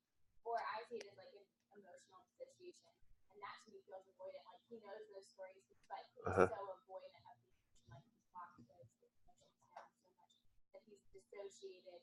Like I can kind of like zone out and tell you a story, but I have no emotional context or investment. Yes. Like but again, not like a Yes, yes, yes. So I just want us to be clear about that level of dissociation. I'm okay if we use that word, if we're clear about what part of that spectrum that we mean, right? Because there is something significant that crosses over when it's not just emotional dissociation, but it's like loss of time or loss of sense of connection to their body or distortion of perception with the world, right? So I want us to be aware of that there is a threshold that matters. But yeah, so if this is what we mean by dissociation, I'm really comfortable with that. Colleen? it almost feels like it's a higher order defense mechanism, Mhm. almost like he would be inclined to intellectualize, Mm-hmm. Mm-hmm. which for me still puts him kind of like at the top of the borderline range. Okay. Okay. All right. Let's keep reading and see what else comes through for us. The more Adam describes his family of origin, the more the therapist begins to suspect that Adam was neglected profoundly as a child. Adam seems to believe his childhood was, quote, normal, unquote, and that he had, quote, a good relationship, unquote, with his father. Where does that sort of fall? A little more on the avoidance side, right? Like he doesn't know what he doesn't know. Adam also experienced the traumatic death of his father when Adam was 13 years old due to alcohol-related diseases and abandonment by his mother, leaving him to be raised by his stepmother and her husband. That's some pretty profound stuff on the developmental process, isn't it? Okay. So here, would you say that we can begin to think about complex trauma? Uh-huh. Uh-huh. In fact, we might have suspected it in paragraph 1, just about the alcoholism in the family, not knowing what that means. Who was the alcoholic? We didn't know in paragraph 1. Was that person an angry drunk or a pass-out drunk? Or a fun drunk? We don't know. How often, right? So, but here it's starting, the picture's filling out. After his grandfather's death last year, okay, what are you thinking about that? We haven't even read the rest of the sentence. So, grandfather's death last year. Yeah, there's a triggering, there's like a replay of a prior event going on here, right? Death often triggers other things if there's unresolved death issues in the past and grief. After his grandfather's death last year, he discovered that he was not truly his grandfather, and that his grandmother's, quote, best friend, unquote, was actually his grandfather. Adam finds these facts unusual. That's if you ask him, well, what do you think about that? Or how do you feel about that? His response is, well, it's unusual, but does not report awareness of other feelings about these family dynamics. Okay. Adam has indicated that he is seeking counseling in order to better cope with his anxiety and panic attacks, to feel more comfortable in his relationships in the hopes of eventually, quote, getting a girlfriend, unquote, and maintain his track of sobriety. So he's like, oh, I want to stay sober. By the way, have you noticed anything about his drug of choice? And what does that do to the nervous system? Yeah, it sedates it, it settles it, it slows it down. And what's his other clinical issue? Anxiety. Yeah, so these things go hand in hand, right? So he wants to maintain his sobriety and better deal with his anxiety and panic attacks. He realizes that there's some relational issues and his loneliness, while he may not be preoccupied about it, right? At least not consciously preoccupied about it. He's hoping that therapy will help him so that he can, how's the language? Get a girlfriend. How many of you girls are wanting to sign up right now? Why are you laughing? I don't understand. Do you already feel objectified? Because even the language feels a little objectifying, doesn't it? Doesn't the language feel a little utilitarian? Like, okay, this is not my romantic dream.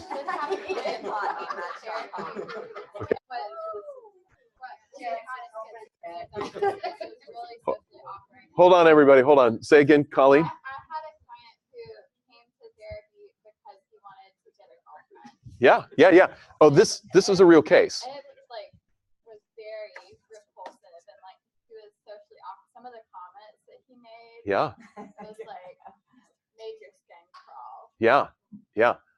Folks, I mean, I don't think I'm being melodramatic when I say, for many of these individuals, we're their only hope. And they don't know what they don't know. So we might feel a kind of repulsiveness, right? And there's some parts of this that we might giggle a bit at, and I'm allowing for it. Like what I'm wanting to do is make your countertransference be okay, right? And yet, what's really wonderful about this is that this is what drives him to get help. This is what we want for him, right? Yeah, it's good. So there was a hand. Yeah. Like you said, he doesn't know what he doesn't know. It's like he's lonely, he's lost his relationship, and that's so normal. Yeah. Putting words to it, like I just want to get a girlfriend. Yes. Maybe that's why you're not. Yeah. I mean, I tell a lot. Yes. Yeah. But you guys know emotional. Well, yeah. So how much insight does he have? That. Go ahead, Jason. So there's a pattern factor. Yeah. Talk about the pattern. Yeah, he doesn't have emotional awareness. Yeah. So even in this, that's the best that he can come up with, Mhm. describing the emotional. Good. Okay. And so his lack of self-awareness, his kind of objectifying language.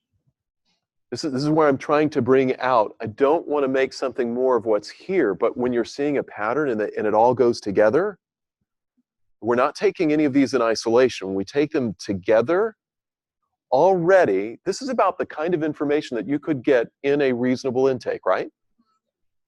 Already we can have a very strong working impression. We can hold it loosely, but we can say, man, there are a lot of things that are starting to hang together. His lack of insight, his lack of vocabulary for emotions. Gosh, that fits with the fact that he wasn't seen. There was this alcoholism. He works with numbers, not with people. He's got this loneliness. I don't, as I read about Adam, I don't dislike him. What do you feel about Adam? Do you probably feel a bit of sympathy for him, don't you? Yeah. Yeah, it's like your heart bleeds a little bit for him, or at least my heart bleeds for him a little bit. He feels like a young child, doesn't he? Socially and emotionally. Okay. All right. Let's finish this paragraph. So he's coming to therapy to feel more comfortable in his relationships in the hopes of eventually, quote, getting a girlfriend, unquote, and maintain his track of sobriety. He is interested in knowing, quote, what to do, unquote. These are his words, right? That's what the quotes are about. These are what he's saying. And he seems action-oriented and slightly awkward relationally. Okay. Unless you're really attuned relationally to all of those relational dynamics, right? I'm just teasing about our own preoccupied stuff. Jason?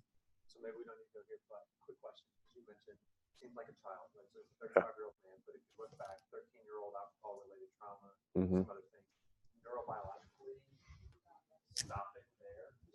So, Bang. in essence, looking at 13-year-old in the office.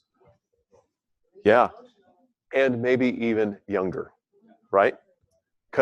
But yes, that is such a good working, and that's where the language of primary narcissism or developmental narcissism versus this pathological stuff, because we would expect this stuff to be like normal.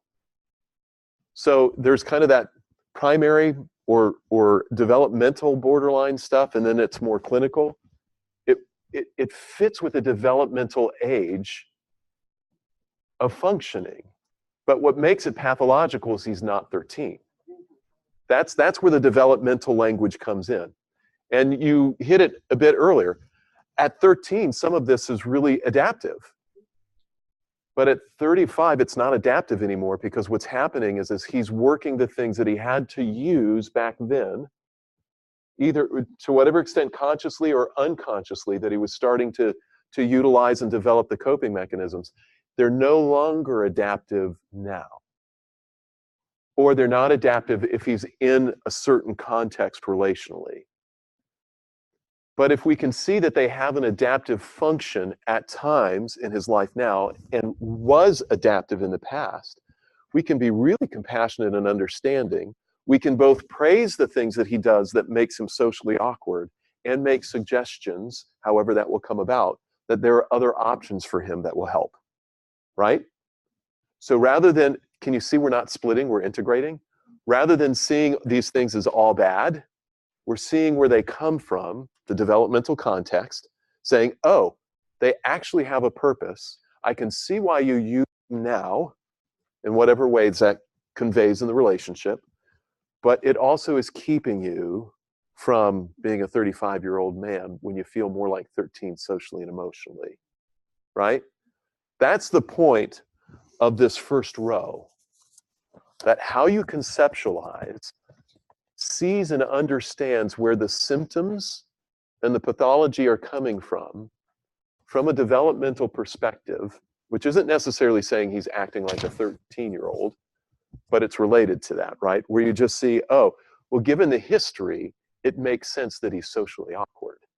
Given the history, it makes sense that he doesn't have language and vocabulary for his emotions. Given his history, it makes sense that the world doesn't feel safe and he has panic attacks and he's afraid to go out in the world. Yeah, right? Isn't that, whoa, okay. And given that, it makes sense that he's used alcohol in the past and even got hooked on the alcohol to cope. Given that he doesn't know how to have a really great conversation, given his social awkwardness, it makes sense. And it's actually kind of good for him that he reached out and tried the online site, right? Like what's really cool about that is he was trying, but he wasn't fully ready because when he got a response, he didn't follow up, right? He didn't actually follow through to have a date. So do you see how that's kind of hanging together? What I want to ask now is, where do you see him now? Neurotic, because he is very, like, even in the way that it's describing, he's wanting to cope with his anxiety, his panic attacks, like these are all very task oriented, and it's very much kind of like what you had said yesterday about him and the counselor being like a mutual alliance. Mm-hmm. And his issues are much more like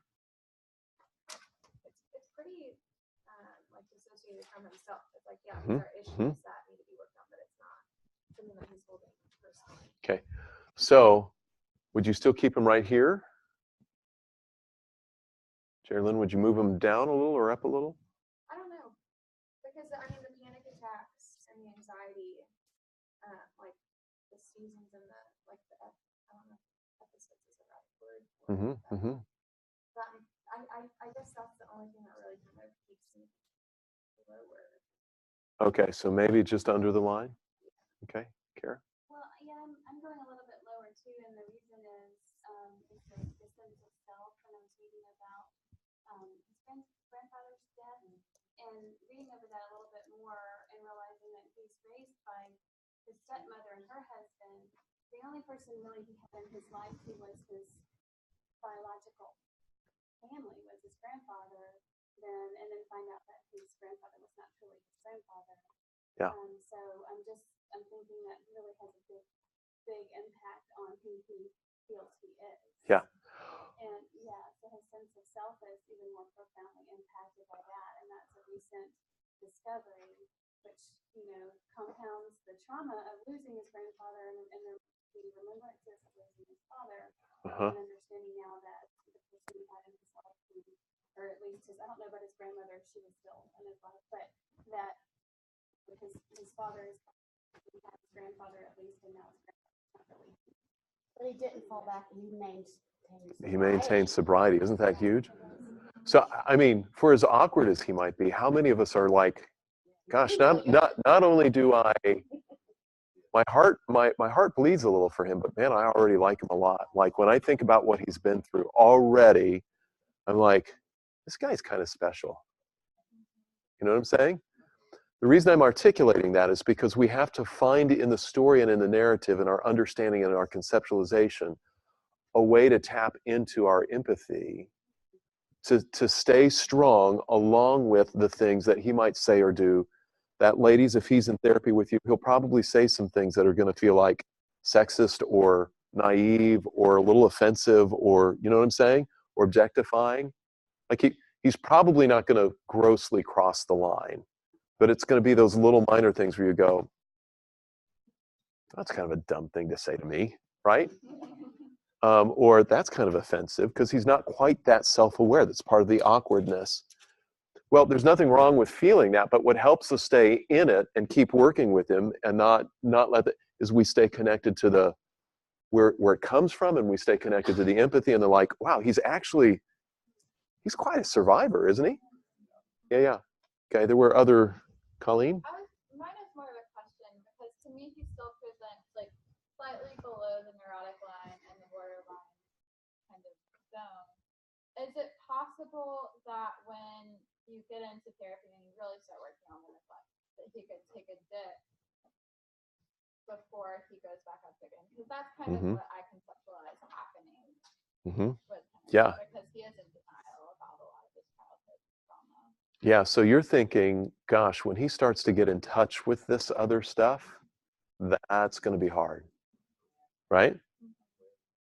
Yeah, hold on to that, because we're going to talk about how this fits. Remember at the end of class last night, we talked about Herman's 3 steps, 3 stages.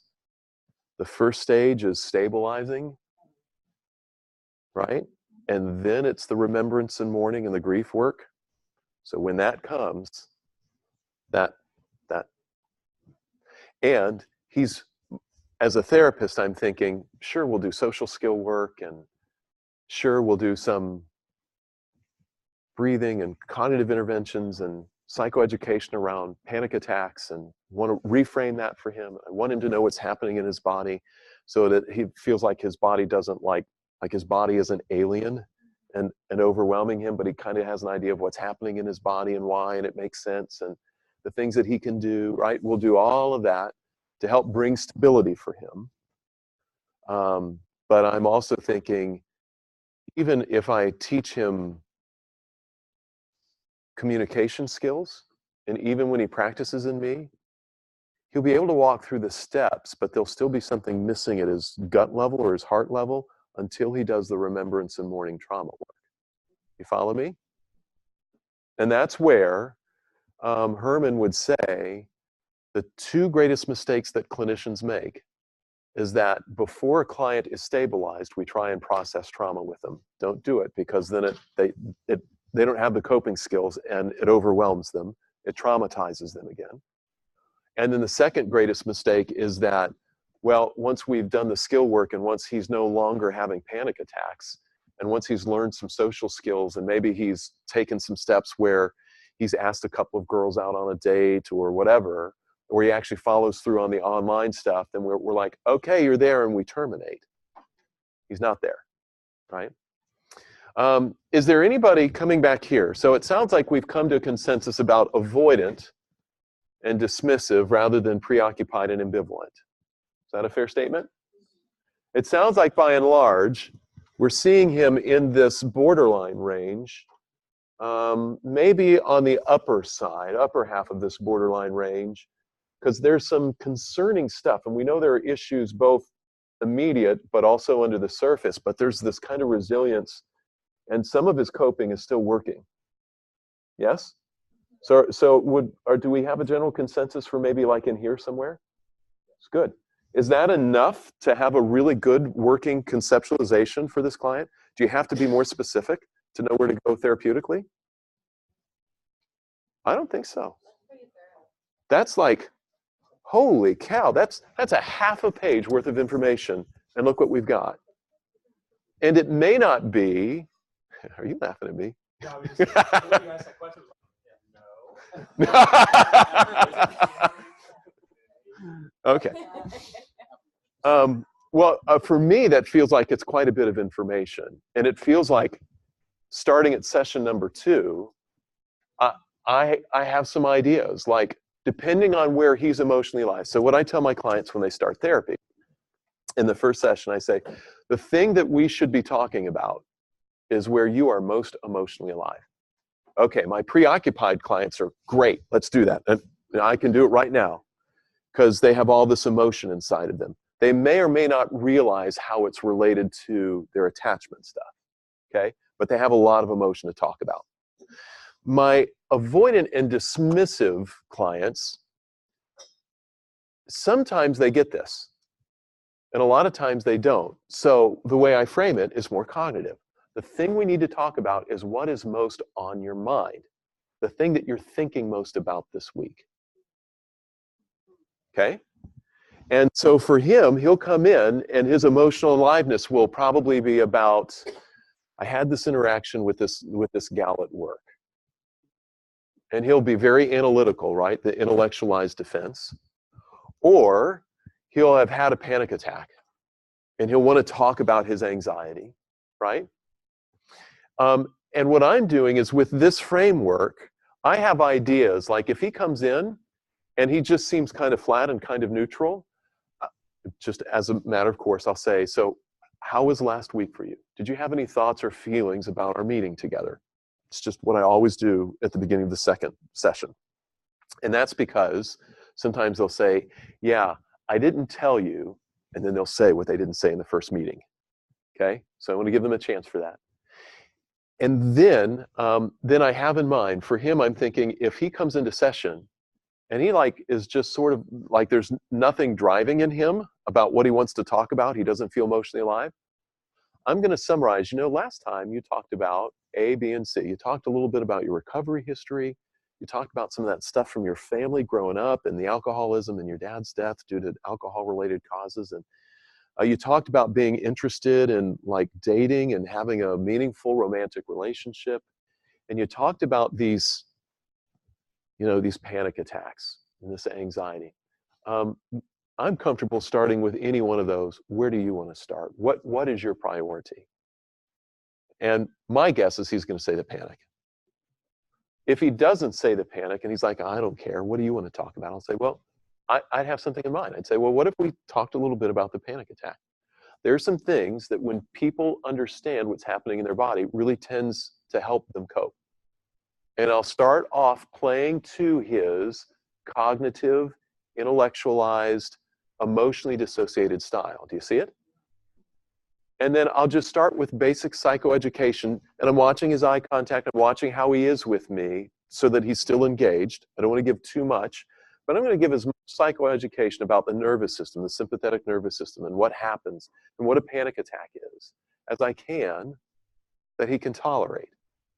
And I'm going to ask him in those points of question, in that process, very specific things like, okay, I just talked about a number of things that happen in a person's body when their sympathetic nervous system goes into that fight, flight, or freeze. Let's talk about which ones you feel. Do you get sweaty palms? What happens in your stomach? Are you aware of tightness in your muscles? And we just start to unpack all of his sensations. Can you see how what I'm doing is I'm starting to model mindfulness? Let's be aware of your physical sensations, and we're not going to make a big deal about it. They're just physical sensations. This would be where it would be really helpful. I love when you're talking about yesterday going to the river. Uh-huh. Where Yes. then they can kind of say, okay, I recognize these things are happening and it's going to pass, and I can watch it. And I think that was a really good metaphor. Mm-hmm. Like when those feelings are rising up, so I recognize this is coming, I'll write it out, and then it's going to pass. Yes.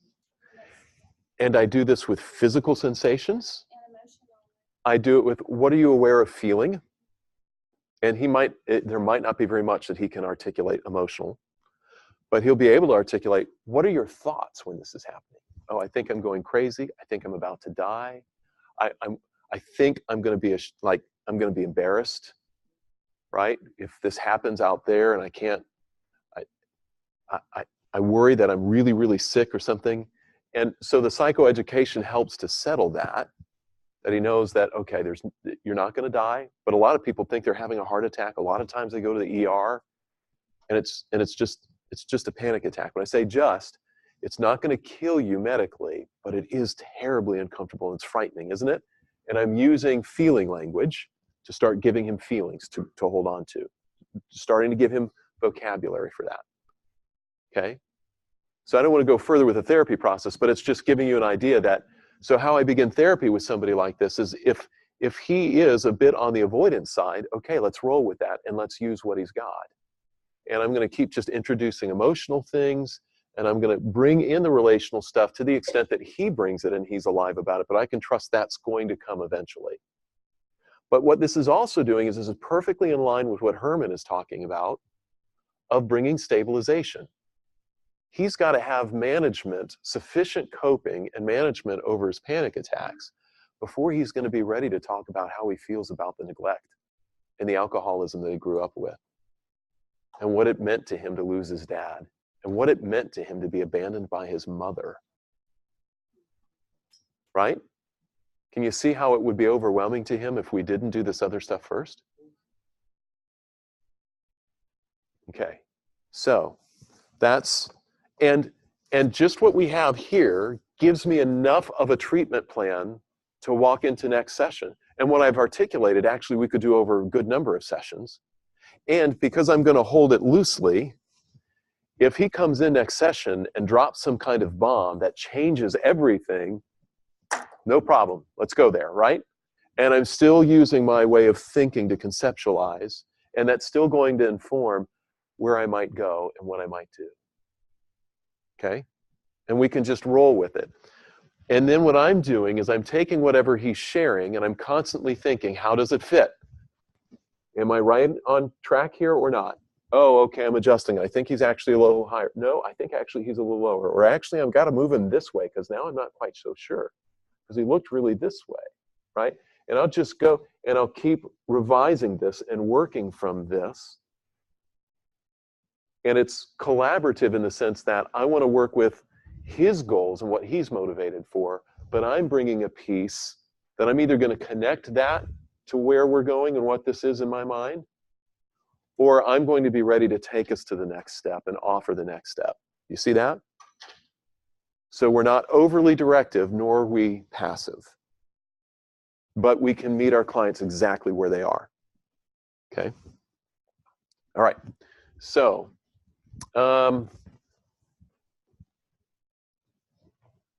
let's read part 2 together.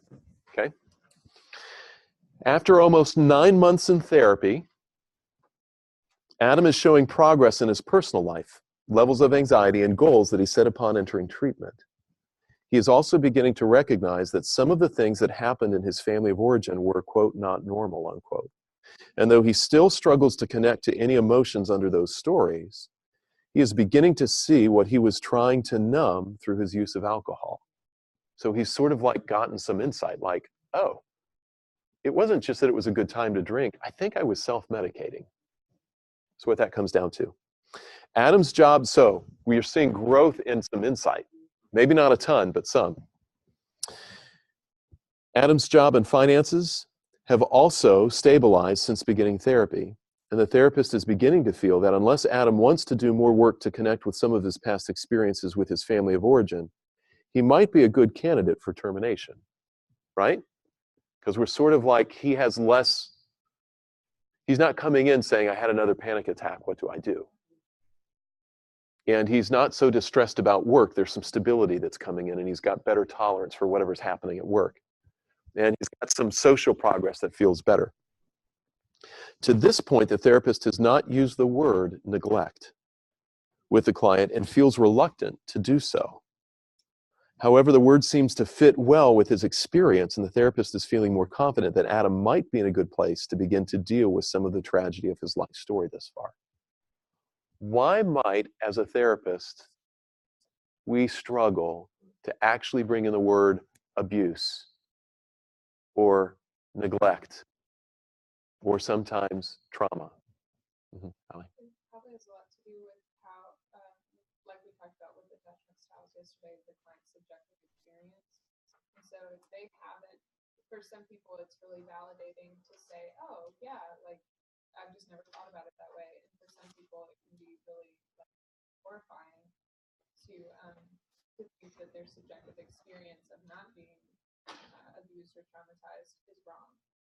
And so if that's not his experience, you kind of, especially with his attachment style, you can parse through Is it because he's in denial still, or you know? Yeah, good. Somebody else weigh in. Yeah, Courtney. Something is like the thing about his window of tolerance too, and like what he can handle. And so I think sometimes like in avoidant, maybe it's like if I put this on that, if he's not really engaged in the emotion, then it's gonna be too much and he'll shut down. You know, so you have to like, I don't know. Yeah. I think that's If I'm tracking you accurately, you're asking the question, can he go there? Yeah. And if I don't think he can, maybe I shouldn't, right? Yeah. What else?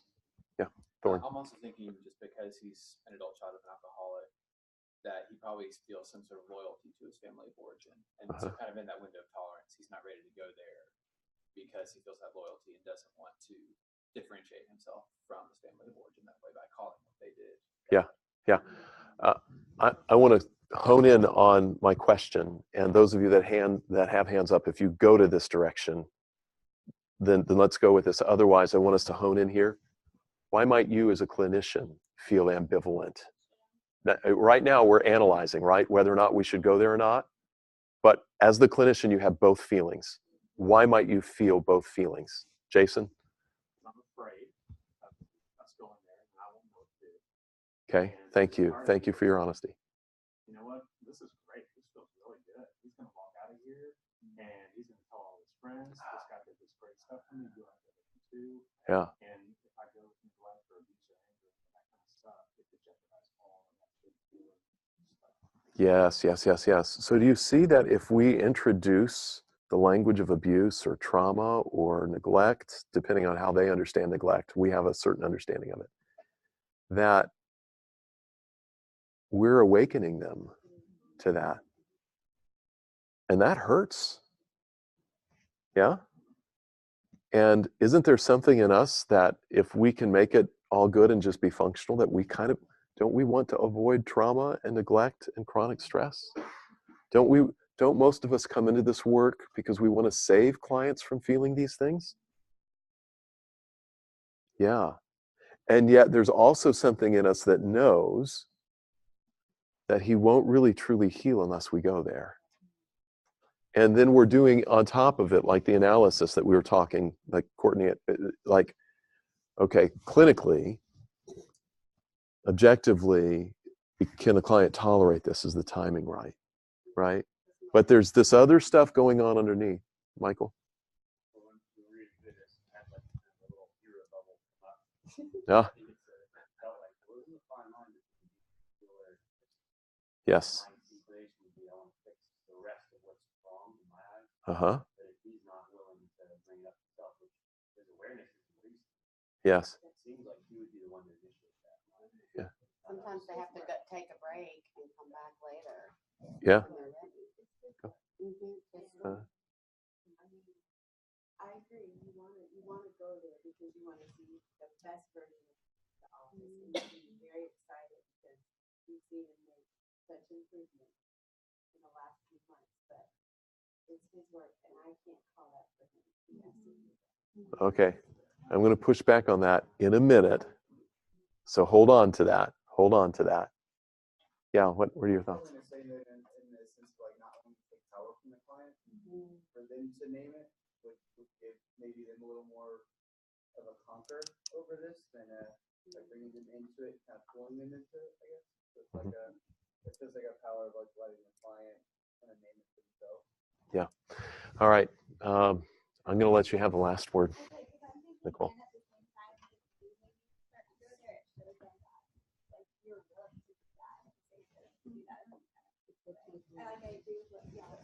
Yeah.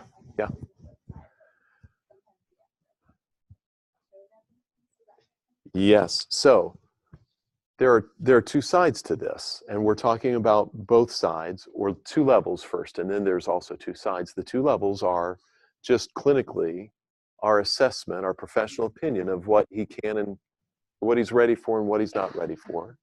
But there's also this other piece of like, what's happening inside of me? Why am I feeling what I'm feeling? And how is that influencing where I'm going to go with this client? And there's a part of me that wants to go there probably for some good reasons. And there's a part of me that wants to go there probably for my reasons, not his. There's a part of me that doesn't want to go there for good reasons, and there's a part of me that doesn't want to go there for my reasons, not his, right? And that's why we work you so hard in this program about being self-aware, and you write all those dadgum self-reflection papers, right? Because that, if we're naive and blind to how that influences us, we're just less effective as clinicians. Now, here's the other thing. Adam is coming to us because we're healers and we know some things he doesn't know. And it's my responsibility to not avoid. It's also my responsibility not to push beyond what he's capable and ready and willing to the best of my judgment. It's my job not to coerce him, but it is my job to invite him. So often some clients just are not ready at this stage for whatever other things are going on in their lives. So I have a really honest conversation with them. I say, there's a way to understand all that we've been doing up to this point and what might come next. And let me tell you what I'm really proud of what you've done, right? And we give that overview of what's happened.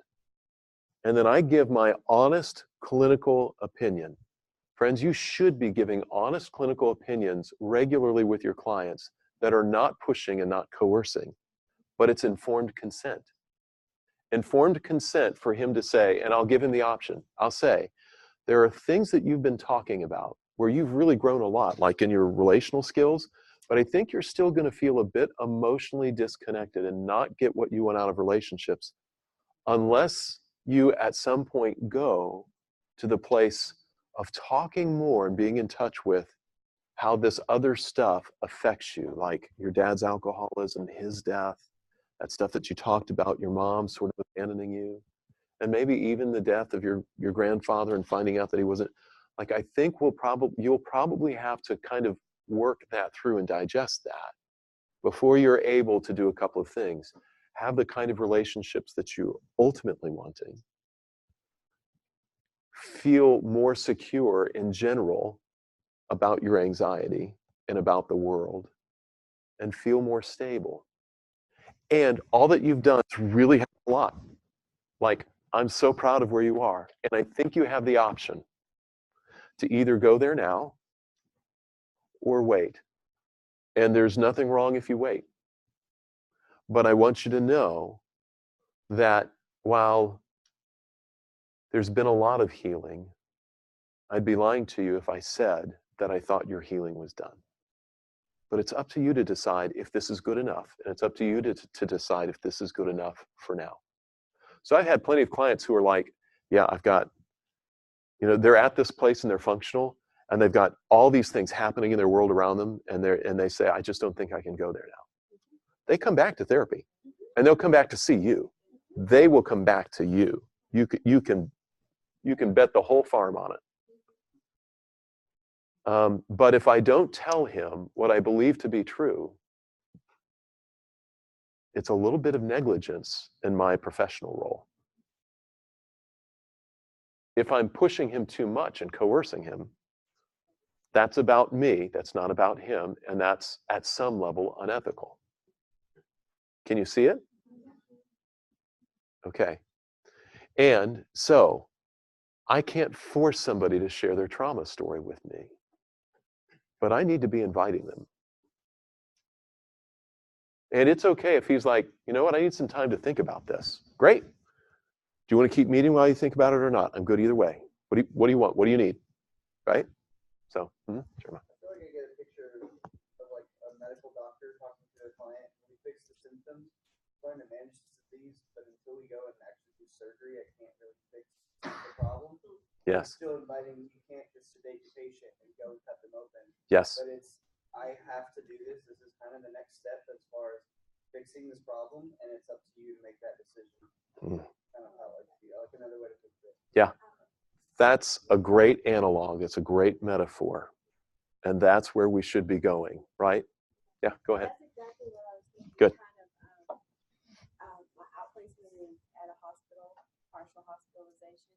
So the bulk of the work is just getting them to stabilize after they've had a psychotic break. But part of that is talking them enough for them to raise their awareness about what got you to the point to have to be inpatient. But then also encouraging them once you discharge from this program. I can't hold you here. This is voluntary. But I'm encouraging you when you leave this program to continue your work with an outplacement therapist and psychiatrist, because you've just gotten to a point where you stabilize. You need to, for your own benefit, to do additional work. I can't force that, but I encourage you to do that. Okay, nice. Yeah, really good, really beautiful. Let's read the last little line here, a couple of lines, and then we'll break after we do this. Adam has brought up the idea of God and spirituality only once or twice, then quickly dismissed it. The therapist also feels a tension of wanting to go back and address the question that he voiced and then dismissed, and the client's also feeling the therapist is feeling not wanting to press the therapist's beliefs on the client. Did you follow that? I didn't read that quite well. Okay. So there's some ambivalence in the therapist, right? Feeling both ways. Okay. And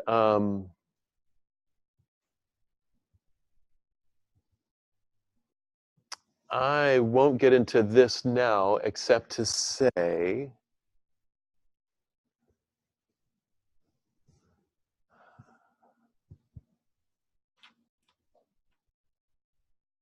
I would ask you what you all think, except that I just want to wrap this portion of this conversation up, and I don't want to spend too much time on this with the other stuff that we have. But I feel a fair amount of liberty to go here when a client has brought something up, or even go back to it, not for the purposes of my trying to necessarily, in this case, trying to change his God image or God concept, but to check in on how is it different now, and also for my purposes be seeing how does that reflect his attachment and his level of functioning now. Does that make sense to you? So to me, that's not much different than asking about how is he seeing his relationship with his mother now? How is he seeing his relationship with so-and-so now? That's an important attachment figure in his world. And if I'm wanting to go there for another reason, probably not so good at this point with where things are at in therapy. Okay, so all right. But the main point in that is that some of us are afraid to go to the God image and God concept stuff because we think that we're imposing something, and we are worried that ethically we're not allowed to do that. And I'm actually pushing against that, saying, well, maybe that's probably true if we're trying to get them to believe something or do something. But if we're understanding it in terms of the overall picture of their functioning and the overall picture of their object relations or of their attachment, it's really helpful and important information. And maybe it'll open the door to talk about that or not. But I'm not going to push it, not going to force it. But I feel as much freedom to go there and ask that question as I do about asking him any other question that gives me diagnostic information and gets into his level of functioning and gets into his attachment style. Okay? Does that make sense to you?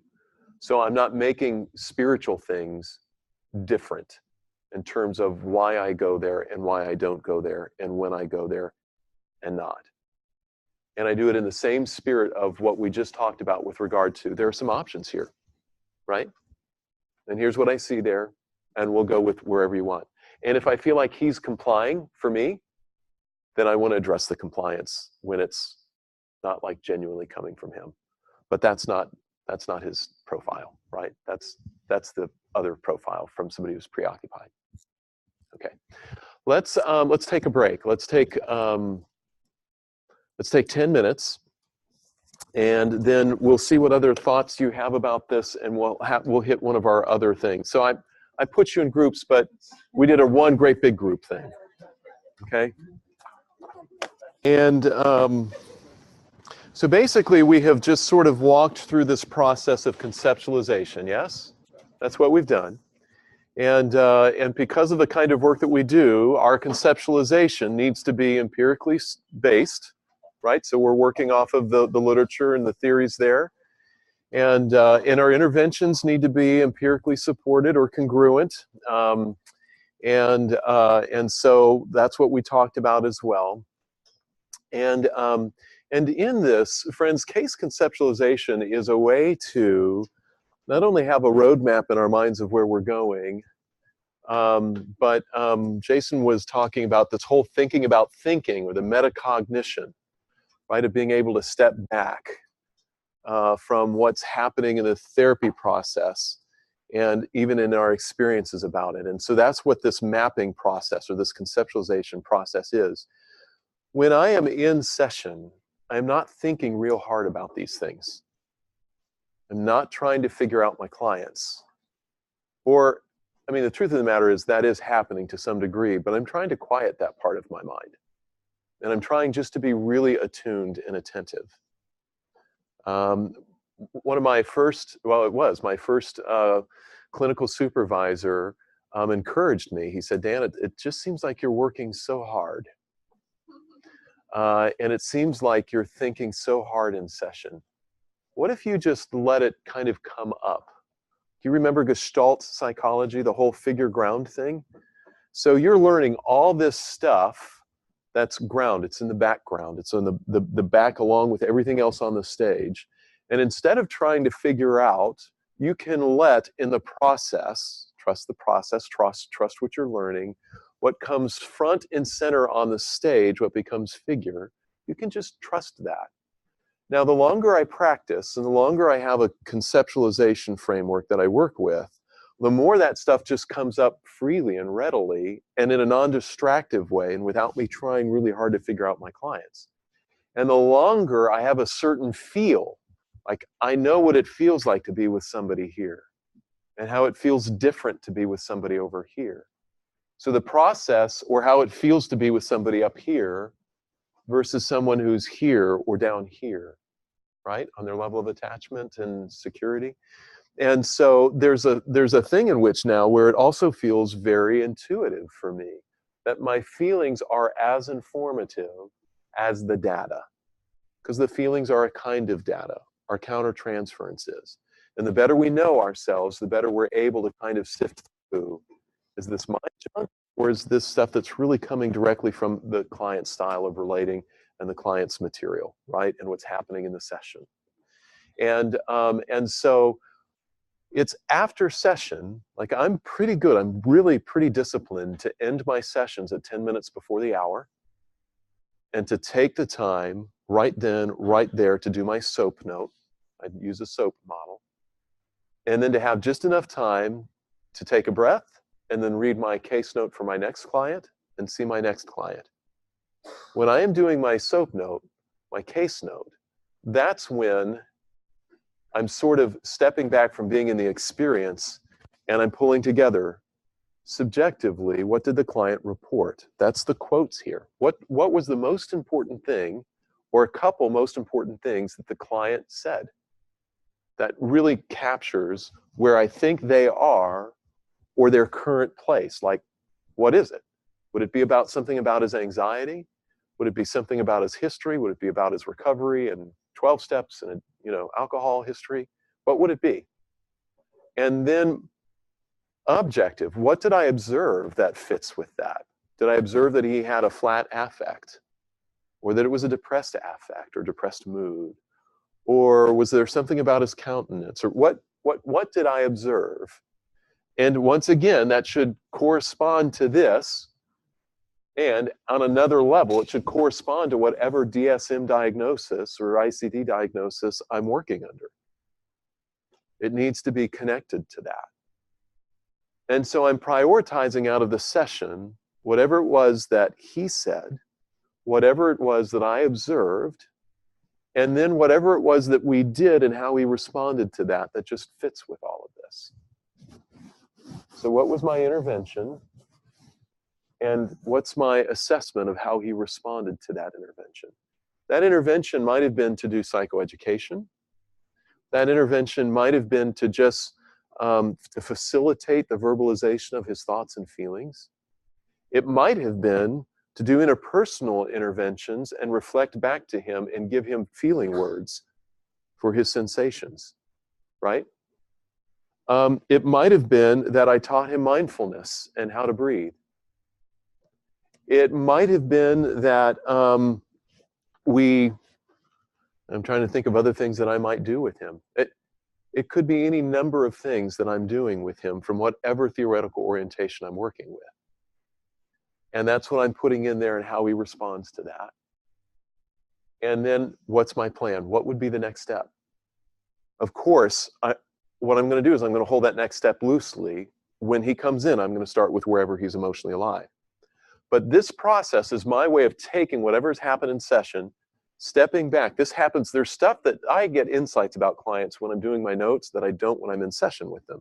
I go, oh, dang, I missed that. But I'm going to get it next time, right? So I do my case note. I emotionally and clinically wrap it up. And I put it on the shelf. I go to my next case note and I read it and I pick up right where I left off. I see where we are in the map. I remember where I'll go depending on where they're emotionally alive, where they're most motivated to go, and then I take my next step, okay? So that's my process. And that, I mean, I know in most training programs, we leave it to your outplacement sites and to your Hope Center sites, right? Your practical and internship sites to teach you how to do your case notes because everybody has a different thing and you've got to do it in accordance with whatever organization you're working in. But there's nothing much more to my case notes than what I've just described to you. And I will say to you, over 20 years of practice or a little more, I'm always working on being better at my documentation. The more risk of harm, the longer my notes. The less risk of harm and the less there is of an ethical sort of dilemma, the shorter my notes. And I'm trying to get just enough in there so that I can know where to pick up next time. Trying not to put too much personal historical information because I don't know what's ultimately going to happen with my notes. And I want enough that if something happens to me, Dr. Bradshaw could step in and see my client, read my notes, and say, yeah, sorry about that accident. Dan's going to be out for 6 months. But here's what I understand that Dr. Bradshaw or somebody else could like pick up right there. Does that make sense? That we're responsible to have that much data or information in our case notes. And so that's case notes is my way of just sort of packaging it up emotionally, but also thinking about where are they?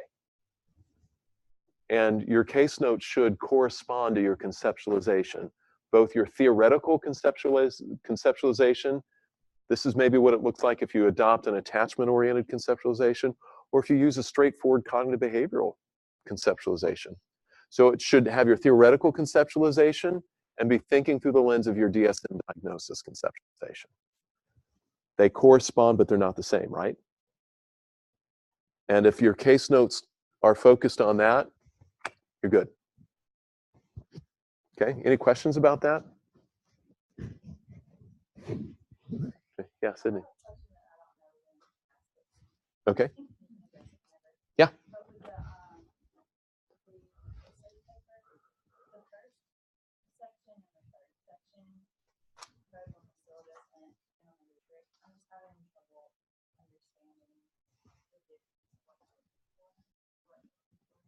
Yes. Who is this they that made this rubric? So, doesn't seem to know who made the rubric. I don't know. well, and KCREP doesn't. Now, KCREP says in some cases what we have to be able to verify that you've learned. And that's in those classes where no matter what section of the class you take, you have the same assignment, no matter who teaches it, and the same rubric, because there's a rubric to evaluate it. So this is how you do on this paper, as I mentioned before, is also how we evaluate ourselves, and how KCREP is making sure, and SACS is making sure that we evaluate ourselves and how we're teaching you, okay? So I need you to be really good on this paper so that I look good, okay? So let me look at this and see if I can tell you what I'll look for. We talk about First and third.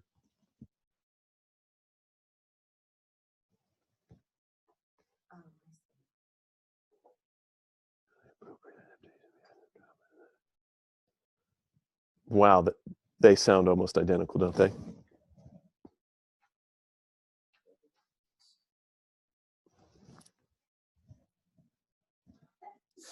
Bless you. Of trauma impact on client, including adaptations or symptoms. Emotions. Mhm. Yeah. Context when it was talking about all the different areas that were impacted, like it impacted your attachment, it impacted your ability to regulate yourself, it impacted you.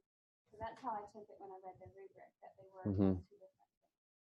So just the areas, but we didn't really, I mean, at least not yet, we talked about how trauma impacts the same way that we did in the other class. But so that's what I was thinking when I read that. That's how I would go about it, is talk about all the areas that I see that trauma statistically does impact Glenn and how that impacts Adam.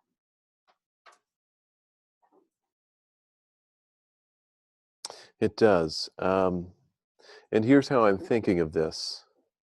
But what I don't like about what I'm about to say is that it still feels a little too much duplication. So I think the first one is about, so we could read Adam's case and have, if we're only working from a DSM, this is helpful.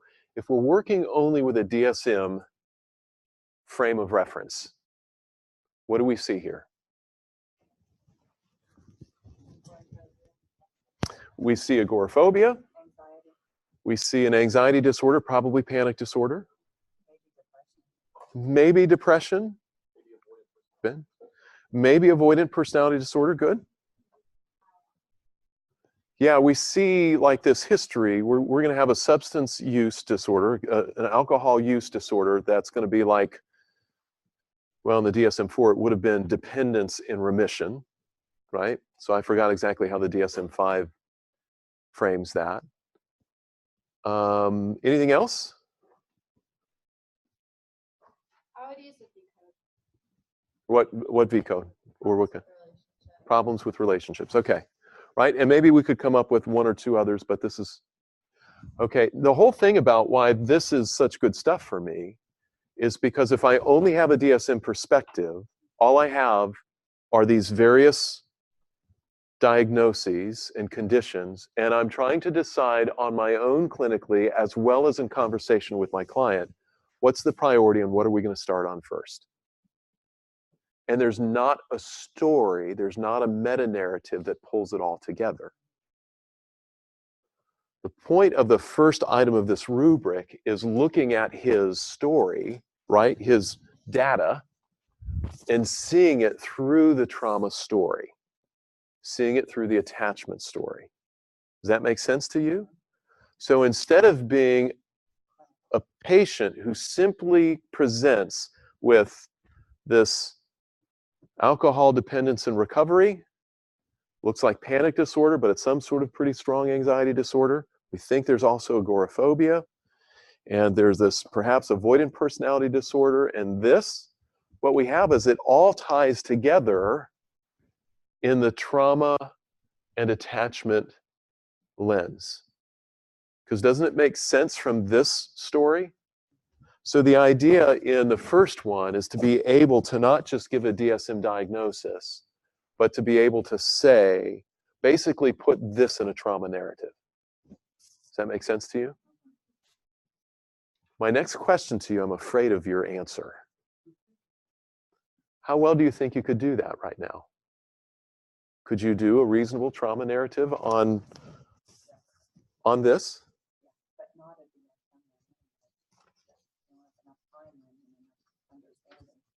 Well, hold on to that, because that still might be part of this. Sorry, Jamie. Clarify, I don't know, like, in my mind, when I'm thinking trauma narrative, I was just thinking about your story. Mm-hmm. So are you saying like this narrative through the lens of trauma and attachment of what we've learned so far? Yes. Yes. So labeling these things as trauma. or as connected to, or related to the trauma history, right? So the things about his attachment style, right? His relational issues, aren't they related to neglect from the literature? The answer to that is yes. Your head should be like really strongly going yes. What did we say that neglect tends to produce? Avoidance. Dismissive and avoidance. And do you see that here? And where does that neglect probably come from, or what is it related to in the family of origin history? Yeah, like the alcoholism, then the death due to the alcoholism and the abandonment. Yeah, so there's like all sorts of pieces here that fit. And does his own alcoholism fit with avoidance? How so? It's coping, it's numbing, and it's done so without insight and awareness of like the avoidant attachment issues, right? He didn't connect the alcoholism with the underlying scientifically assumed and presumed, right, drive for attachment and the absence of attachment in him. Yeah, that's right, Michael. So what I'm looking for, what I will be looking for here is how you look at his story and say, oh, he's not just a patient that presents with X diagnosis and Y diagnosis and Z diagnosis, which I'm not even asking you to do that, right? Because that's not, at least not yet, that's not the purpose of this paper, but you should be able to do that after your psychopathology class, okay? If you're not at that place, keep yourself in the DSM. Get to know the DSM. It's your friend. And it is an important part of your conceptualization. I gave the speech yesterday about that's not compartmentalizing and objectifying clients, right? Did I do that yesterday? I did it this week. Maybe I did it Thursday. All my days run together. Look, friends, these are all lenses, and we all have lenses through which we understand people. And you can use all sorts of lenses. You can use lenses of gender. You can use lenses of ethnicity. You can use lenses of socioeconomic status. You can use lenses of political affiliation. You can use lenses of religious affiliation and pigeonhole and objectify anybody and everybody. Or there's no way to not have a lens, right? It's, are you aware of your lens, and what do you do with your lens? And do you allow your lens to be part of what gets you more connected to people? That's more about the how than the what.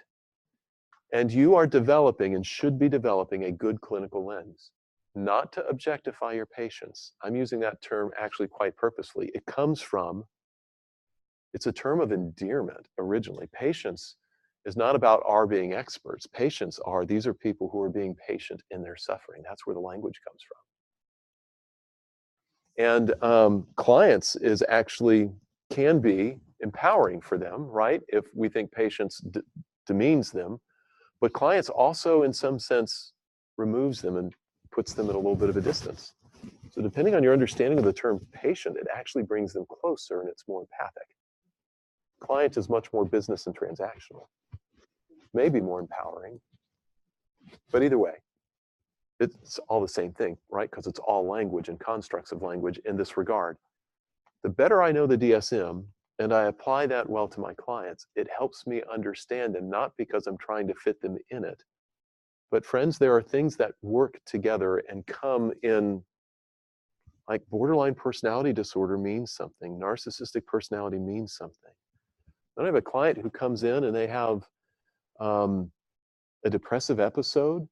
I'm going through all of those criteria, asking them because it helps me know and understand them, not because I'm forcing them into it. So tell me about your appetite. Have you lost any weight or gained any weight recently? Tell me about your ability to concentrate. You have difficulty concentrating? Tell me about the content of your thoughts. Do they tend to be morbid? Do they tend to be focused on death and things like that? What about for yourself? Like, do you feel blue most of the time, or do you feel inadequate or worthless? What am I doing right now? You're I'm going through the criteria of what a major depressive episode is. And by knowing that, I'm both confirming, but I'm also getting into their unique experience of a depressive episode. It helps me know them. And it helps me serve them to be able to say, oh, you know what? What you're describing to me fits with something that we have a category for and a language for. It's not who you are, but it is something important that you're experiencing. It's why you're meeting with me. So here's what we've learned that tends to be helpful with that. Would you like to hear more about that? It deepens my relationship if I use it correctly as the tool that it's meant to be. It can also objectify them, but that's about me. It's not about the DSM. Your theoretical orientation should open your heart, not close it. There's nothing wrong with diagnosing. It's how it's done and how it's perceived and how clients understand it. Sometimes I share with my clients what the working diagnosis is when I think it's going to be helpful for them. And other times, it just doesn't benefit anything, so I just don't go there. But I never want to be afraid to avoid it. If I have somebody who I think has borderline personality disorder, and I have good clinical reason to justify that conceptualization, I don't want to be afraid to talk about it. I'm going to put the word out there and say, have you heard of it? What have you heard about it? Let's clarify and correct whatever misperceptions you have, because there's a lot of misperceptions about that. And there's a lot of things that you could think that feels about you. You better believe that that conversation is going to take borderline personality disorder as a language between that client and me and move it from distancing to drawing in. Follow me? Okay. Gosh, did I get off on a tangent? So number one is I want to see how you have a conceptualization that is based on this theoretical framework of trauma theory that helps you understand your client. So it's not just there's this symptom, this symptom, this symptom, this symptom, this symptom, this issue, this issue, this issue, this issue, this diagnosis may be this one, and we'll rule out that one. The trauma narrative pulls this together, okay? So I want to see at that first part of your paper that you can understand this story through a trauma lens. Does that make sense? Okay. Number two, I don't know why it's put here, but the number two is you're going to pimp the guy, right? Okay. And you can do that. I want you to do it in, gosh, I'm recording myself. I've got to fix that. We have, we have a classmate or two who came down with the flu. I'm glad that they are not here. I'm sad that they're not here, but I'm hoping that they don't have to drop the course, right? So, but that means everything I say is being recorded. That's frightening for me. But I want you on item number two, like I said before, don't give me more than 2 paragraphs there. Just give me enough that I know that you know how to assess for suicide. What is his risk of harm? I'm asking you, as you read this case, what is his risk of harm? Oh my goodness, it's minimal. Thank you. That just takes one layer off as we do work with him, right? Minimal, not very relevant.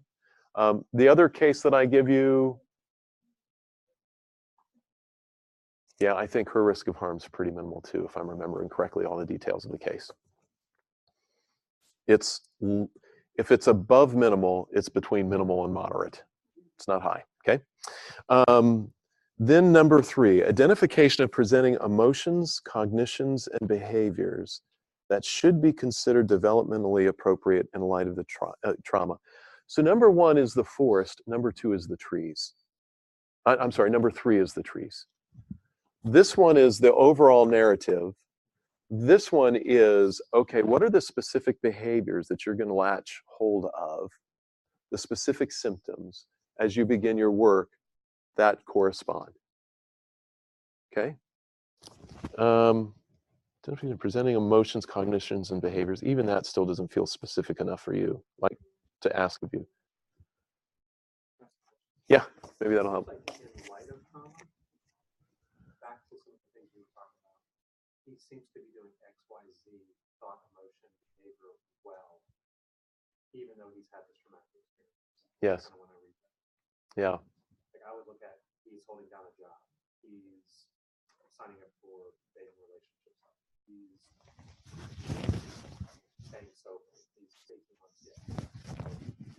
In light of all this other stuff, this person will walk away. Here's development. Yeah.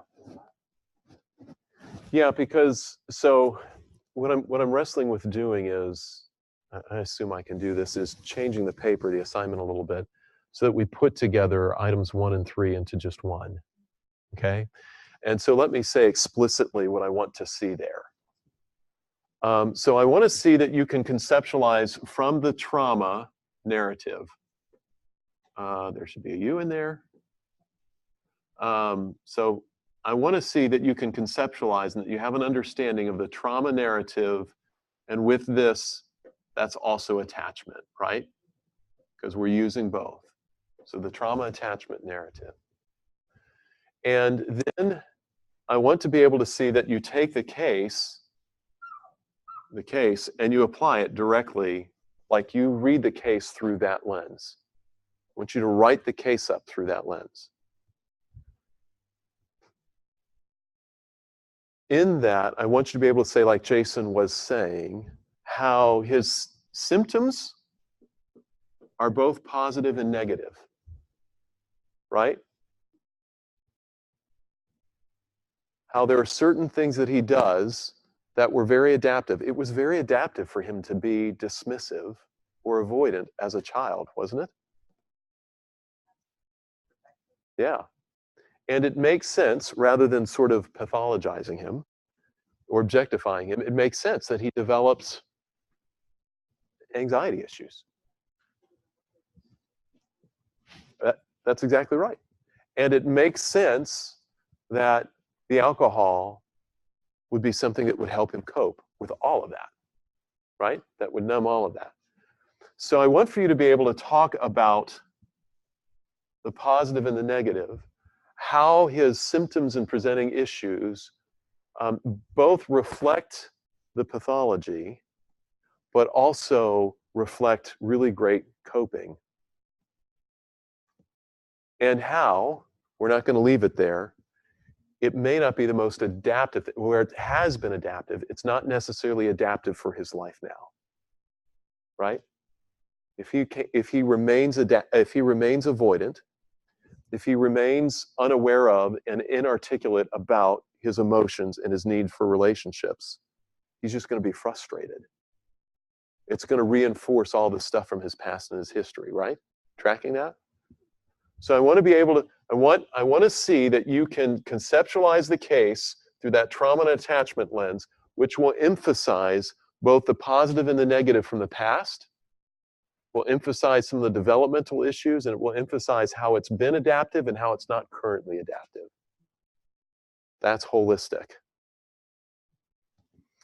That's in contrast to what you would normally do clinically. Normally, you would go then to the next item, number 4, your DSM diagnoses that are closest fitting to the description of the client presentation. In most cases, what you would do is you would have a client, you would do your intake, you'd get your data, you would think about it in terms of what is the pathology, right? And you'd come up with your diagnoses, and you'd come up with your treatment plan. You see how that's a little less humanizing, a little more dehumanizing? And if you're a better clinician than most, you'd think a little bit about positive psychology, and you'd say, oh, what are good coping skills, or what are positive things that we can build on? And you'll sort of force that in somewhere. Are you tracking me? That's different than this. This is looking at it more holistically, and it's looking at the symptoms as also in some way being adaptive, but not capitulating to the symptoms, because there is a way in which now it's not adaptive. So we want to help the client like grow and expand there.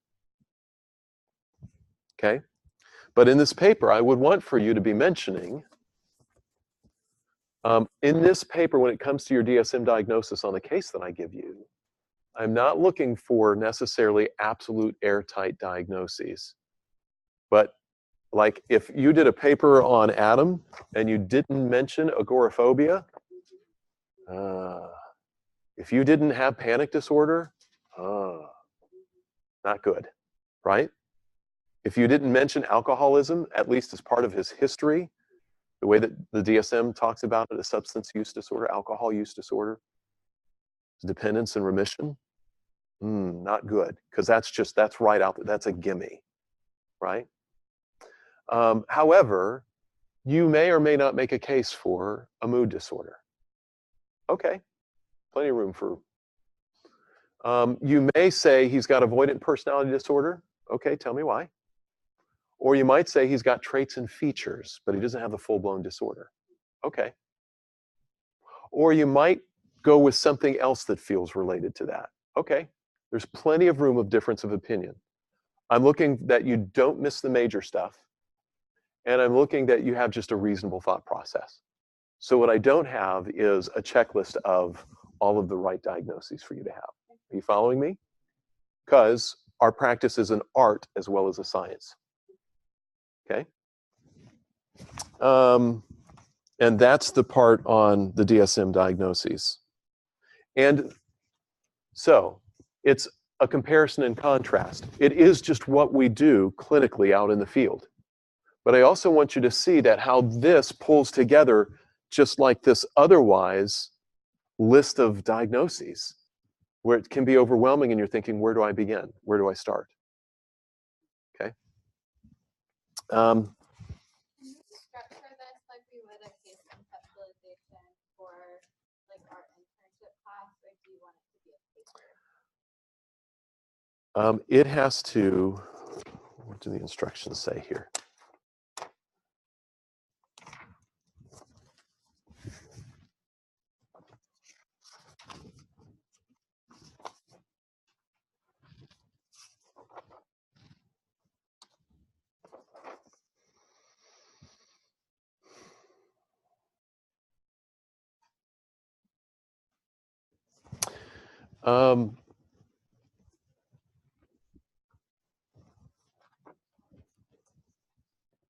I think the thing for me why I'm hesitating is I don't know what your format is. We basically section it off by like, this is the presenting problem, these are the possible diagnoses, their ethical concerns, the spiritual concerns. This is the progress the client has made, this is how long we predict it will last, that kind of thing. Yeah.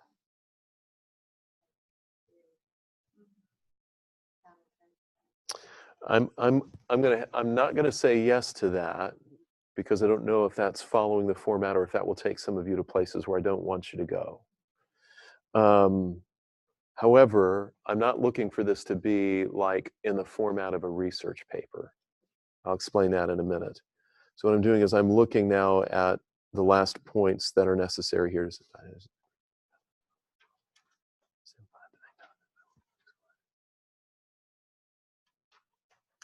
Yeah, see, even that one, I'm not. The row on the next page is not exactly what I want and what I'm looking for you, because then that just feels like it's splitting to me. So, and what I have to think about is the grading process as well. So like I can't be hunting in your documents for where it responds to the rubric, because I have to score you in TK20 on the rubric, okay? So, so here's what I think that I want. So I'm gonna erase so that we have some space here to write.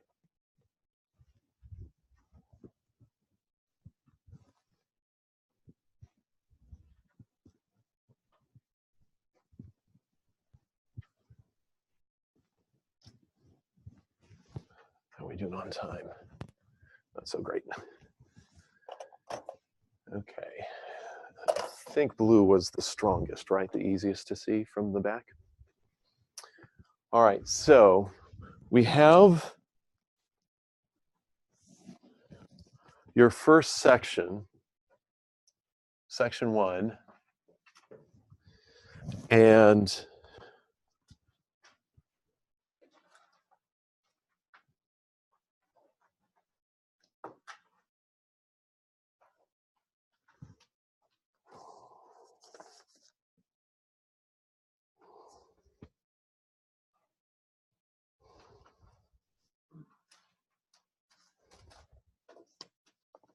Okay.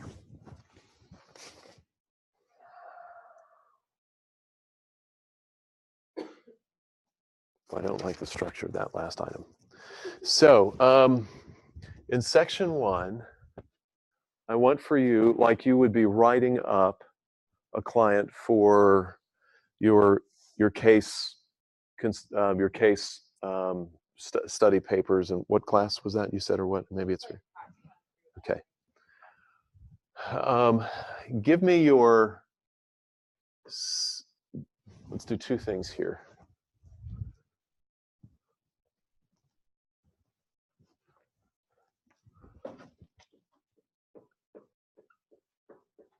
The presenting issues, right, of the client, and your conceptualization.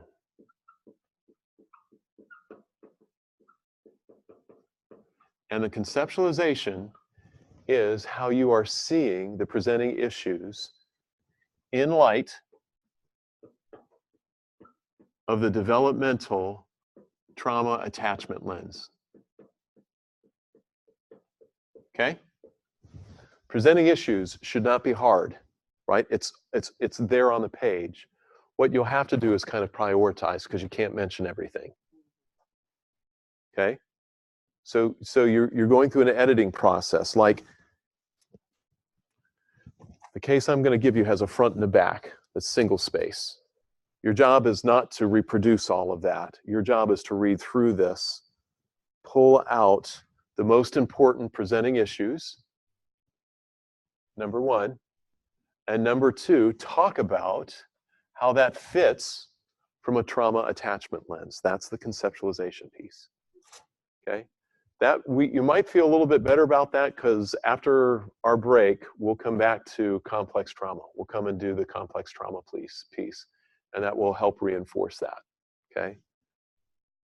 I don't know if we'll get to dissociation this weekend, but we will, I think, still try and do grief and or maybe psychological first aid if we have time. We're running out of time. So that's your case conceptualization. Number 2, and just like you have a separate, right, a separate, I was going to say marker in the page, but it's a separate heading. Tell me it says here crisis intervention. Let me use terminology that I want. But what I want here is your assessment for the risk of harm.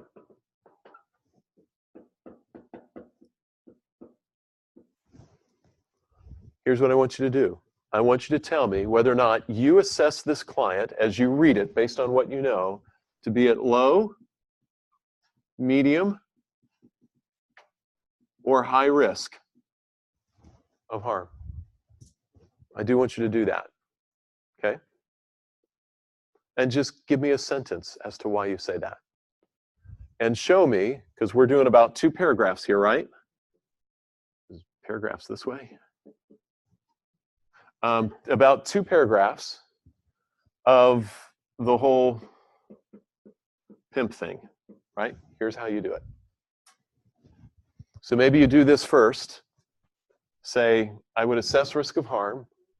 You assess risk of harm this way, and in light of that, I see this client as low, medium, or high. Got it? Simple enough?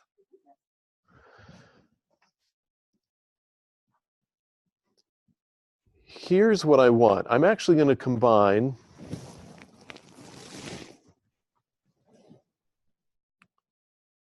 number 3 and number 4.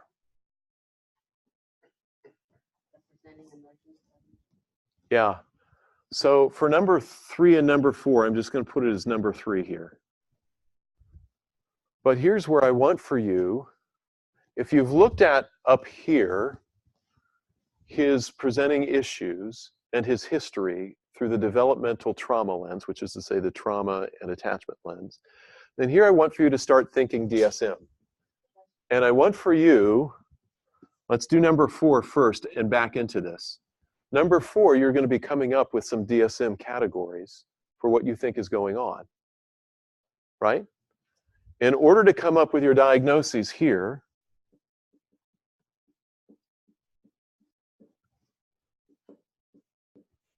that's going to be based on certain criteria. That's what I want for you to list here. Right? So, for example, if, to the extent that you can do it, right? If you're reading him, reading Adam, here we would have panic disorder, or we'd be ruling out panic disorder, right? Why? Because here's what's in the narrative. You will have already presented that somewhere in here, that's part of what his presentation is. But here you're giving me the basis for why you're giving this diagnosis. This doesn't have to be long. This should be more symptom focused rather than narrative focused. This is more what. This is more how. We got to the what, or how we understand the what. Are you following me? So if you give major depressive disorder, here should be why you're doing that. If you're going to give avoidant personality disorder, I should read this narrative here and go, well, yeah, of course. Okay? That's what I want there. This should not be really long. And I'm okay for you to do lists here, right? It should still have some kind of narrative to it, right? And here, I mean, when you give me the diagnoses, you just give me the diagnoses. I do want you to go to the level of the diagnosis modifiers and descriptors, right? Because that's important. If you do for Adam, it's important that we do put in the record that there is this substantive 10-year history, alcohol use disorder that entailed dependence, and it's also important that it's been in remission for 18 months. Yeah? Okay. So here's the criteria, just like you would on anyone, and then here's this piece right here, Number 5. This is the last section. This is the way it's set up here. It says this. Discussion of diagnostic decision regarding developmentally appropriate trauma reaction versus DSM-5 diagnosis. So it's not a versus, it's how you see them. One doesn't have a narrative in which to put it all to make sense of it. You see that? So it's not either or. But the developmental trauma perspective, the trauma attachment perspective, can help you sort of prioritize where do you begin, or what do you think it's all about. And so if I were working with this client, would I give this diagnosis, or would I see the symptoms as primarily trauma-related appropriate adaptions and behavior? Okay, so that's a statement that philosophically, professionally, I can't ascribe to, because it's not either or. If the client presents with, because of my philosophy of diagnosing, if a client presents with a diagnosis, I'm going to give the diagnosis. I want to give the least destructive diagnosis possible that fits, but I don't want to distort it, right? Because it's a problem if clients are undertreated or under-evaluated, if you know what I mean by that. And so to me, it's not an either or, it's a both and. So what I want for you to do here, gosh, the nuances between clinical diagnosis, developmentally appropriate trauma reaction, or the combination of both when applicable. Oh, I think I just now got an insight. So if I was giving you a case study of a child, I think this is about a child. There are some diagnoses you wouldn't give yet, right? Because it's in the developmental context. That's a different class. I'm giving you about, like, it's got the developmental perspective, but this is about an adult. So whereas in a developmental context, I would wait to see through the intervention, right? I'm intervening in the context of their trauma. I'm going to wait and see what settles in. There are some DSM diagnoses I'm not going to give just yet because I'm seeing, oh, this is exactly what they should be experiencing. But with Adam's 35. The patterns are really already established, and I can go ahead and give the diagnosis. Can you see? It just came to me what the difference is. Would that also apply to some like single incident trauma, maybe a grief or something, and so it's the first year of you lost your husband suddenly in a car accident, and so it's not really yet pathological. You're still responding in an appropriate way. Not with regard to an objective trauma, because there's acute stress disorder and post-traumatic stress disorder, which is based on the symptoms being present or not and the time frame. So if somebody has a full-blown, if it's in the first 30 days, I'm going to give them acute stress disorder. If it's after the 30 days, I'm going to go ahead and give post-traumatic stress disorder, just because that's what's here. It used to be in the DSM-4. We differentiated bereavement and depression. We don't in DSM-5. To me, that's a judgment call, and that's all going to be about, well, do they meet the criteria or not? And I'll have a working diagnosis that I'm working with, and we'll talk about the differences between grief and depression. But whether or not I submit that diagnosis anywhere depends on my treatment context. So I have private pay clients that diagnosis doesn't go anywhere. It stays in my notes. And so there's no harm, no foul, so to speak, about that moving out, right? So, okay, Lydia? So would this be maybe like what you just said about the developmentally appropriate, but we're dealing with adults? Yeah. Would this be where maybe we could talk about, like that's what Jason said earlier, like if his dad died at 13, and I'm thinking about potentially some of the things like when you get a girlfriend, like developmentally, that would be appropriate for like a 13-year-old, and talk about how maybe like if he's gotten like stuck there, like technically this is developmentally appropriate at that age, he's just no longer at that age. Would that be like? Yes, yeah, that's a really great idea, Lydia. I like that.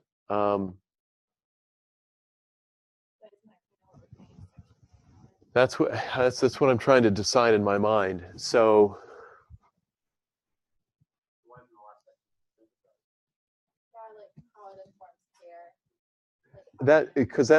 so I want that, but I also want a piece of what Lydia is saying. The way I read it was, and I think it's kind of how you were reading it and disagreeing with, because the way it reads is that, well, this person is presenting with all of the markers for, and not in this case, but like borderline personality, but it's not borderline personality because they went through all this trauma, and really what they're doing is just reacting. Okay. And that's what you're disagreeing with. Yeah. But that's how it reads. Okay. So if we just didn't say that, but then said you're presenting with these, but it makes sense because it's a reaction to trauma. This is a survival-based adaptation to the trauma that they experience. So that's how, when I read it, that's what I was kind of thinking. But that is how it kind of sounds like it's neither or. Yes. And actually, as far as I know, I'm the only faculty member who's ever taught this course that's brought in that Nancy McWilliams levels of functioning material. So I don't think that that's been part of the framework. And yet, so here, make sure that you tell me what you believe is the attachment style.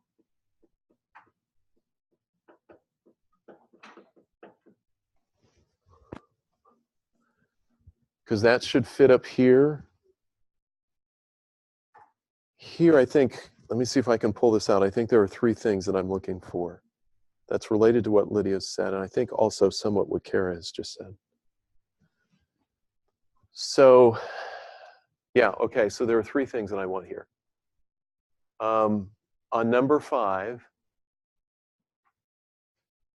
I want for you to give your assessment of the level of functioning,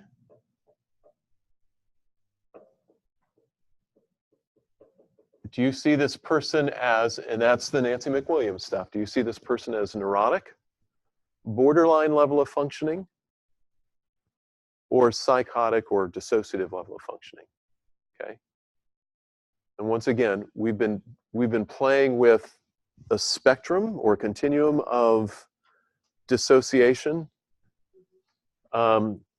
Dissociation from emotion, if that's as far as what you see, let me say it plainly, that's borderline level. That's like denial. But actual depersonalization, derealization, multiple personalities, blacking out, that's dissociative level or fearful or disorganized level. Does everybody have that? Okay. So tell me what you believe the level of functioning is and why. And then I'm trying to think if I want to do 2 or 3 things here. I think I'm just going to do 2 things.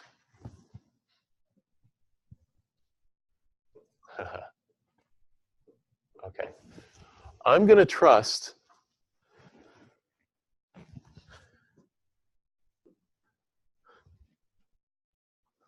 I want you to tell me the level of functioning and why. And then I want to know, so what difference does that make in your treatment? As the clinician, where are you going to go from here? What are you going to prioritize? What are you going to be mindful of? What difference does the level of functioning make? But also, what difference does this conceptualization make? So like the point of this paper is, what are you learning in this class that expands your perspective and how you'll relate to the client that just a DSM perspective doesn't give you? You get that?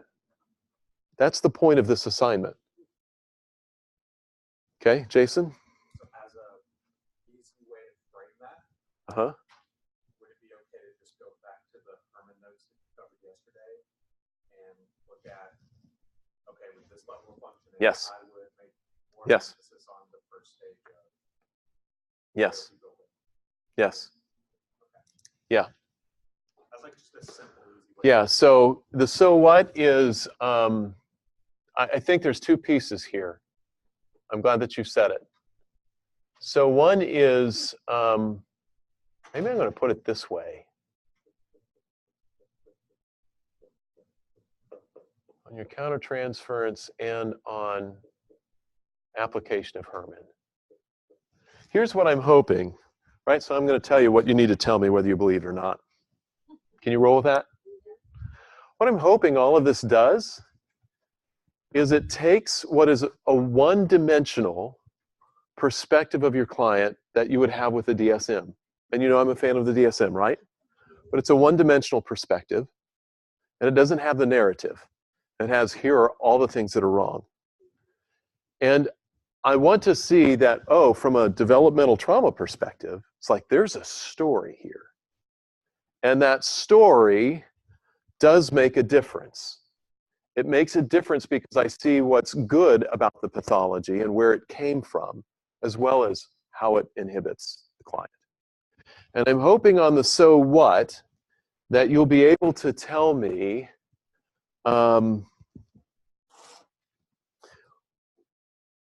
I'm already getting up here that the symptoms and the pathology is not that it makes sense where it comes from, and it's not just pathology, right? But down here, so what difference does that make for your relationship with them? What difference does it make for your empathy? What difference does it make for how you're experiencing or where you're going to go in the relationship with the client? And then let's add the Herman piece to that. So in essence, and you don't have to say very much here about Herman, right? Because we didn't go into a lot of that. But those are 3 stages. And in light of all of that, that does say something about what you'll address and how you'll address it first. It does help you prioritize, right? The stabilizing first. And then it informs that, yeah, at some point, even though the depression lifts, or for Adam, even though the panic and the agoraphobia and all of that remits, are we done with therapy? Not necessarily, right? So I want to see that you recognize that here. If I'm working from just a straight DSM perspective, I may or may not give post-traumatic stress disorder to him, right?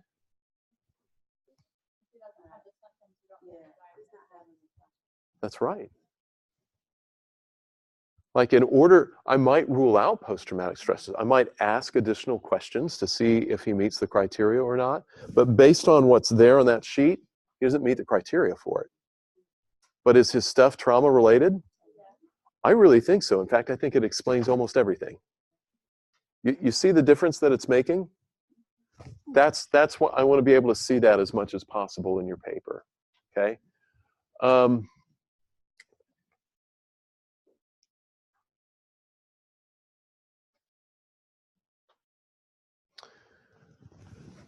No more than 2 pages double spaced for number 1. No more than 1 page double spaced. I'll be happier if you can do it. You probably can't do it well in less than 2. It probably needs to be about 2 pages. But even that you'll be working at, right? Your criteria and diagnoses together. Ooh, Carla's a tough case. There's a lot of stuff there. 1 page. 2, 3, 4. And at the most down here, 2 pages.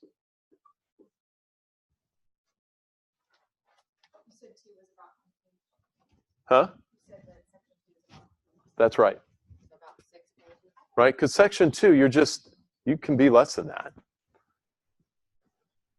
Although a page starts to feel pretty quick for me when I start writing. Yeah, I think I say in the rubric, or I mean in the syllabus, 7 to 8 pages. Do not give me something more than 8 pages. Do not. Okay? I want you to think more than you're writing. I want to see what you've done is that you've really thought it through, that you've really prioritized. So sit down and do your, outline this thing and be precise. Because when we talk about clients and patients out there and we write reports, the stuff that gets read and that the world out there needs us to be concise. Okay? And so actually the hardest part of this paper will be for you to keep it to this when I give you Carla. Okay? That'll be the hardest part, I think. Okay? Any other thoughts or questions about the paper? I'm really glad that we did this. Yeah, yeah. And thanks for your help with me as I'm trying to figure out a rubric that I've inherited with you, right? So, okay. I think we really need a lunch break.